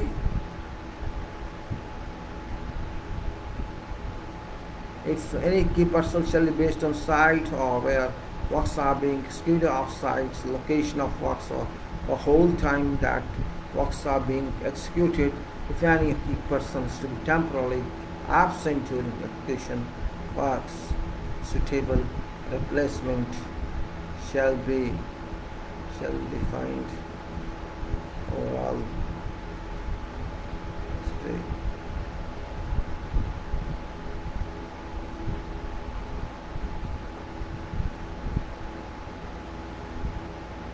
Now we go to this. All key personnel shall be fluent in language for communications defined in surplus 14.14 languages. 7.1 Plants, materials and workmanship. Plant, materials and workmanship. How much time we have?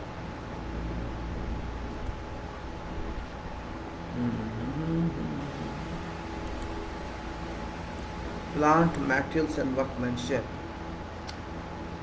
The materials, plant and workmanship are very important factors. We know that without plant, without plants, you know, it's modern age and plants replace hundreds of workers. But plants are operated by workers, we should not forget that. And materials means whatever material, without that nothing can be done. And workmanship is a part of performance quality. What skill these workers got? Are they skilled or not skilled? If they are not skilled, shall they receive job training? Where they should receive job training? Because unskilled persons, if you employ on jobs, there's no meaning, they cannot learn anything. And if you're not projected to such facilities, they are there as fields of, they cannot do it. Now, it is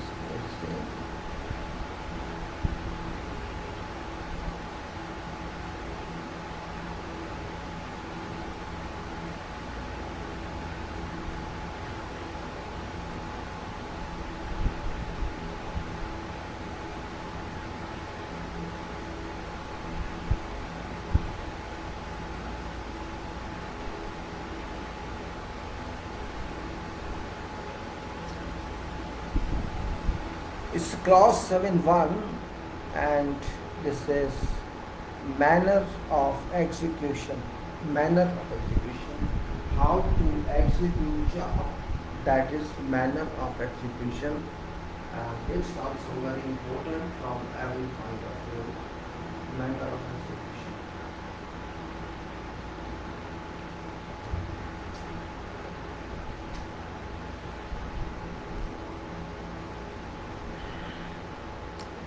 Contractor shall carry out manufacture, supply, installation, testing and commissioning and or repair of plant.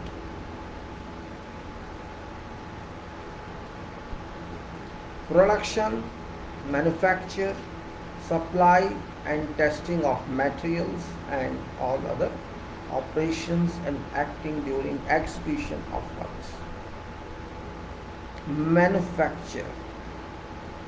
We are talking of manufacture, supply, installation, testing and commissioning and or repair of plant we are talking of.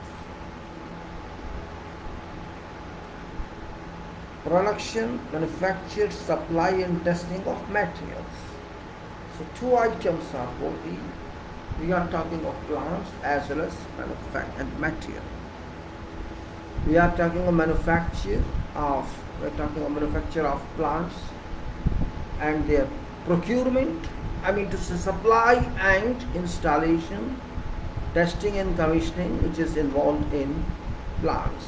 And we are talking of materials which are manufactured, produced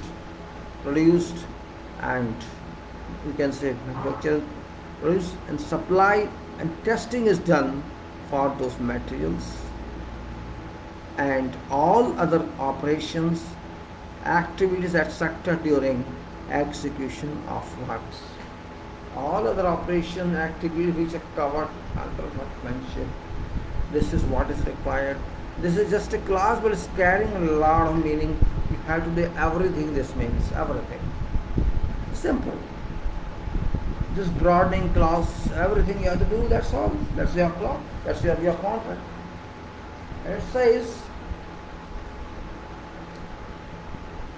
says what? It says number one, in manner specified in contract. Of course, it must be specified in contract, means it's specification wise, design wise, data wise, schedule wise and whatever wise, code wise. We have to do that. Then be in a proper workmanlike and careful manner. In a proper workmanlike and careful manner in accordance with recognized good practice, and C, with properly equipped facilities and non-hazardous materials except as otherwise specified in contract. 7.2 Samples. Samples.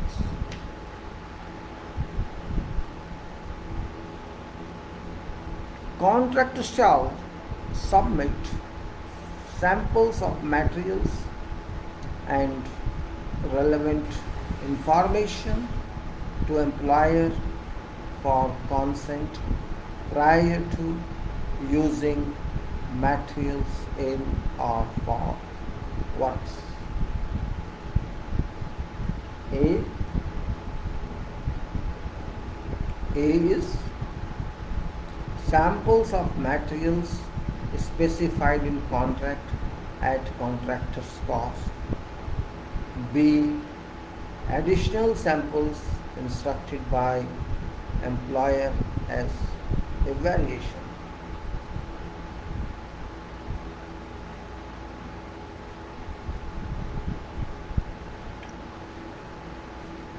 Each sample shall be labeled as to origin, means from where is manufactured, and intended used in works. 7.3 Inspection. Inspection.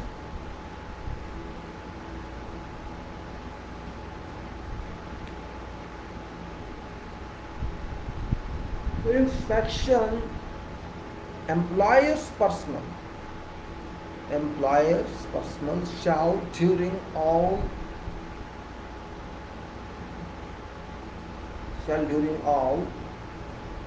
normal working hours stated in contract data and at all other reasonable times have full access to all parts of site and to all places from which natural materials are being obtained. B, during production, manufacture and construction. During production, manufacture and construction at site and to extent specified in employer's requirements elsewhere be entitled to 1. Examine, inspect, measure and test to extent stated in employer's requirements materials, plant and workmanship. Check progress of manufacture of plant and manufacture and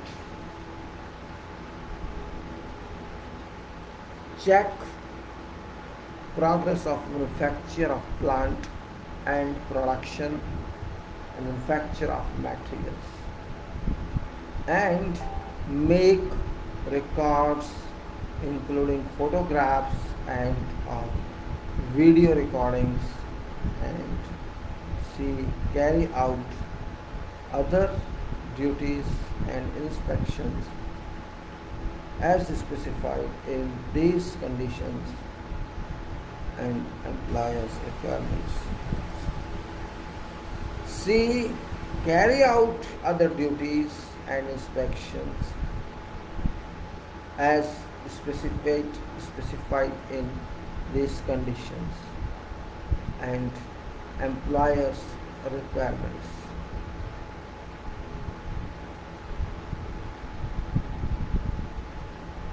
Contractor shall give employers personal full opportunities to carry out these activities, including providing safe access facilities, permissions, and safety equipment.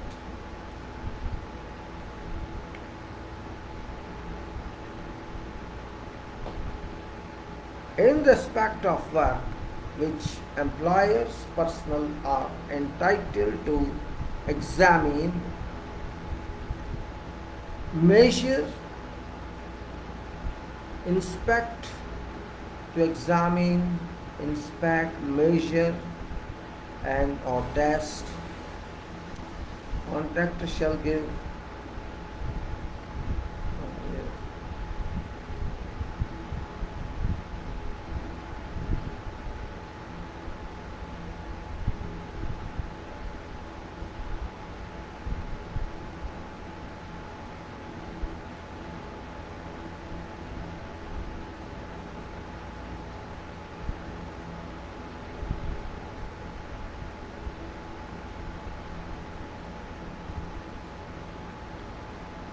in respect of work which employers' personnel are entitled to examine, inspect, measure, and or test. Contractor shall give a notice to employer whenever materials, plant, or work are ready for inspection.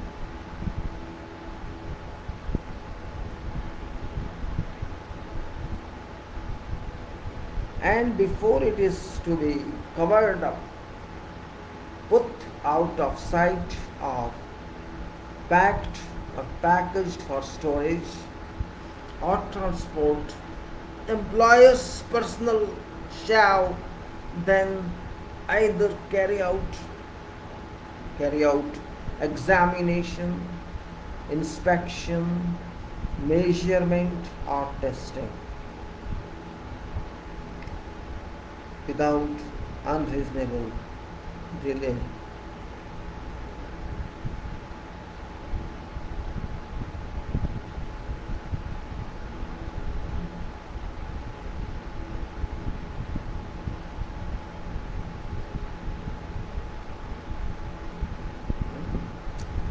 Okay, employer's person shall then uh, it is to be recovered or put out of sight, packaged, stairs. Okay, employer's personnel shall then either carry out examination. Employer's personnel shall then either carry out examination, inspection, measurement, or testing without unreasonable delay, or employers shall promptly give a notice to contractor that employer's personnel do not require to do so.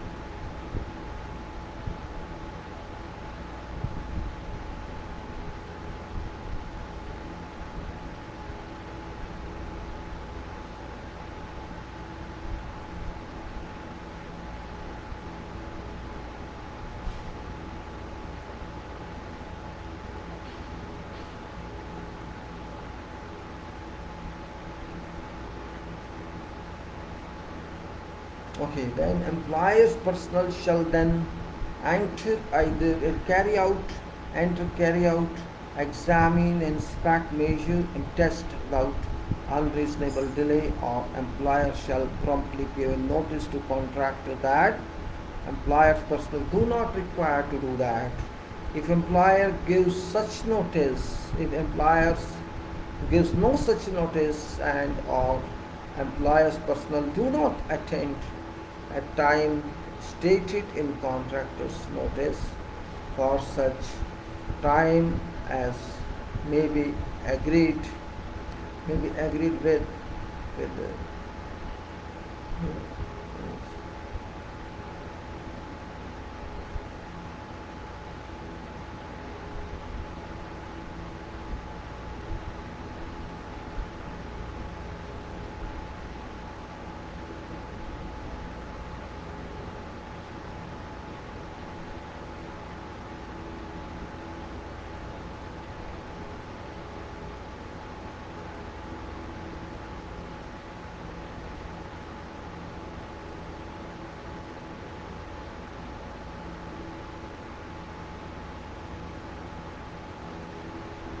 Okay. So it says that if employer gives no such a notice and your employer or personnel do not attend at time stated in contractor's notice or such time as may be agreed with contractor may proceed with covering up or putting up of site packages for storage or transport. If contractor fails to give a notice in accordance with this subclause, contractor shall, if and when required by employer, uncover work and thereafter reinstate and make good all contractors' risk and cost. At contractor risk and cost, of all contractors' risk and cost, this is about the hour now. Testing by contractor, class 7 testing by contractor.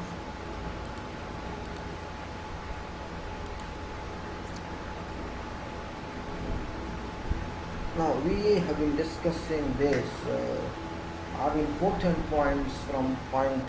These are very important clauses from what do you say? I make probably what we are doing. We are talking of materials. We are talking of equipment. We are talking of workmanship. In fact, we are talking of work. There are many items you see, we say employer shall do this, employers, actually there is no employer would come, it will be employer's representative, who is called employer's representative, but in fact that person includes position of engineer and he employs many engineers with him. Every expert, every specialist, every generalist, every associate, every junior, everyone. Resident, you may call whatever person who is directly. Those persons are all professionals. Employer we are saying because it is EPC, otherwise it's engineer. Employers means employer itself doesn't exist there. It's only a team of professionals that do all these activity of, you can say, inspection, testing, whatever it is. It's their job. They are paid for that. They have to do that. They cannot avoid that.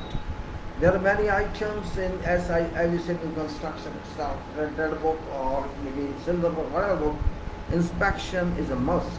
But we have to keep in mind one point, that this is EPC, where design responsibility, execution responsibility, totality is owned by EPC contractor. This point we should not forget. And these called so-called employer inspection, employer examination, employer assessment. These are actually like witnessing. Responsibility goes to none of them. Even in red book, responsibility does not go to them.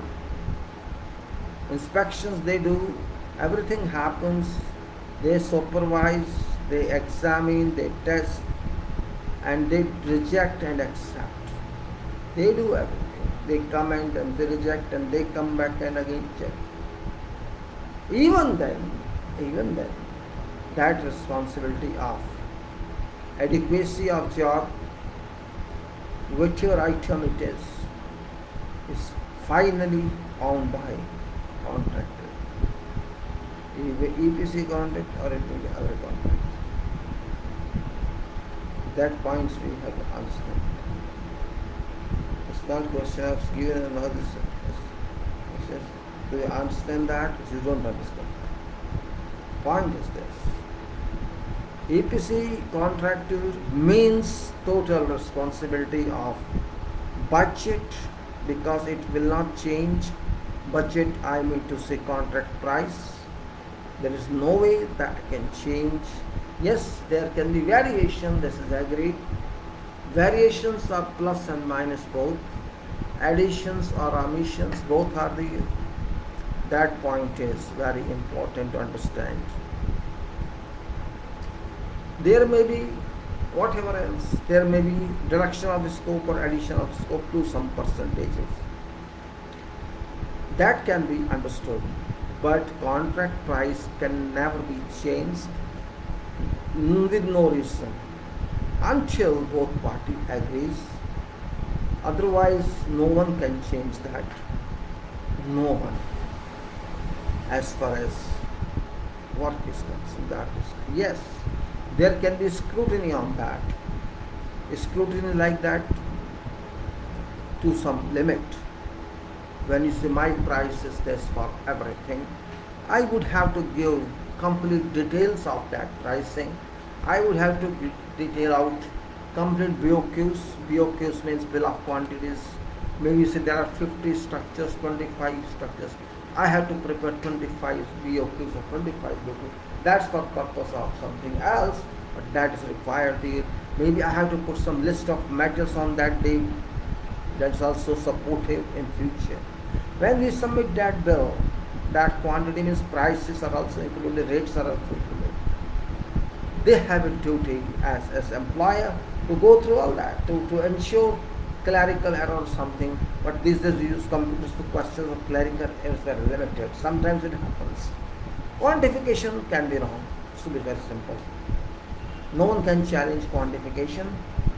And even if it's challenged, then it's be answered.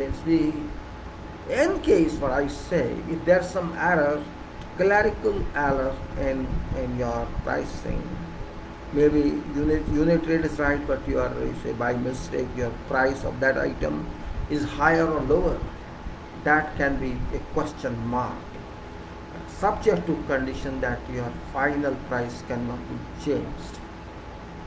In case your price is higher than calculations, in case your price is higher than calculations, question comes to you, your price is this, calculation is this is an error, we have to deduct this money from you have to reduce price, and this contractor has bound to reduce.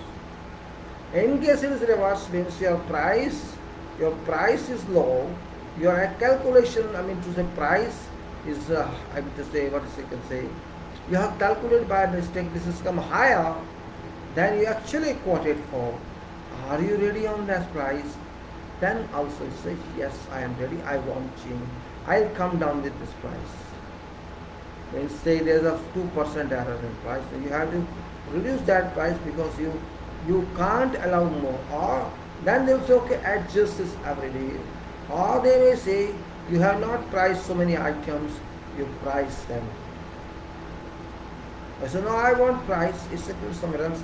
The question is, if those items which are not unpriced, and if you have some, okay, you don't price it this, but it gives price somewhere else, so that becomes a part of contract and kept safe for everyone. That is beauty of this contract. Particularly this applies in red design, not in silver design. Yes, it's different. It's one part. There may be so many parts, EPC is EPC. No way, no out, no way in, finish. It's okay, fine. You have to tolerate all this. It's your job. That's what you have to say. And that's all. You cannot say no. You are bound to accept that. So, that is very important point. Now, I think it's time to move. Maybe.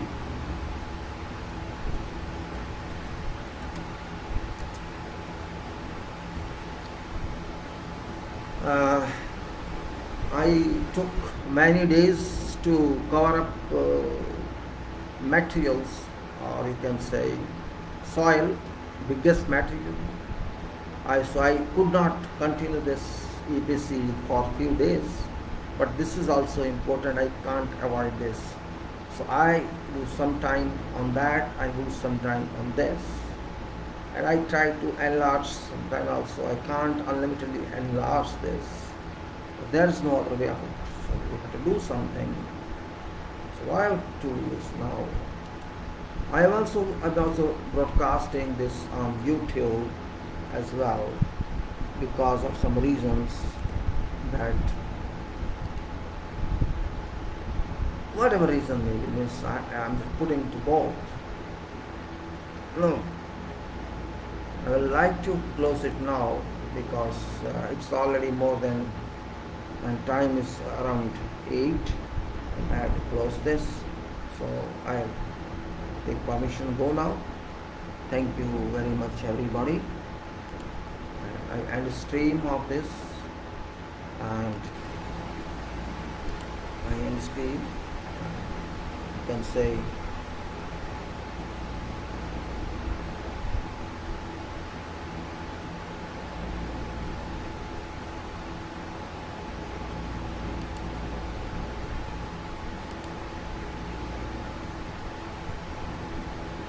I'll be, I close YouTube now. I'm going to close, let's say, closing this. Thank you very much here. Already I done that.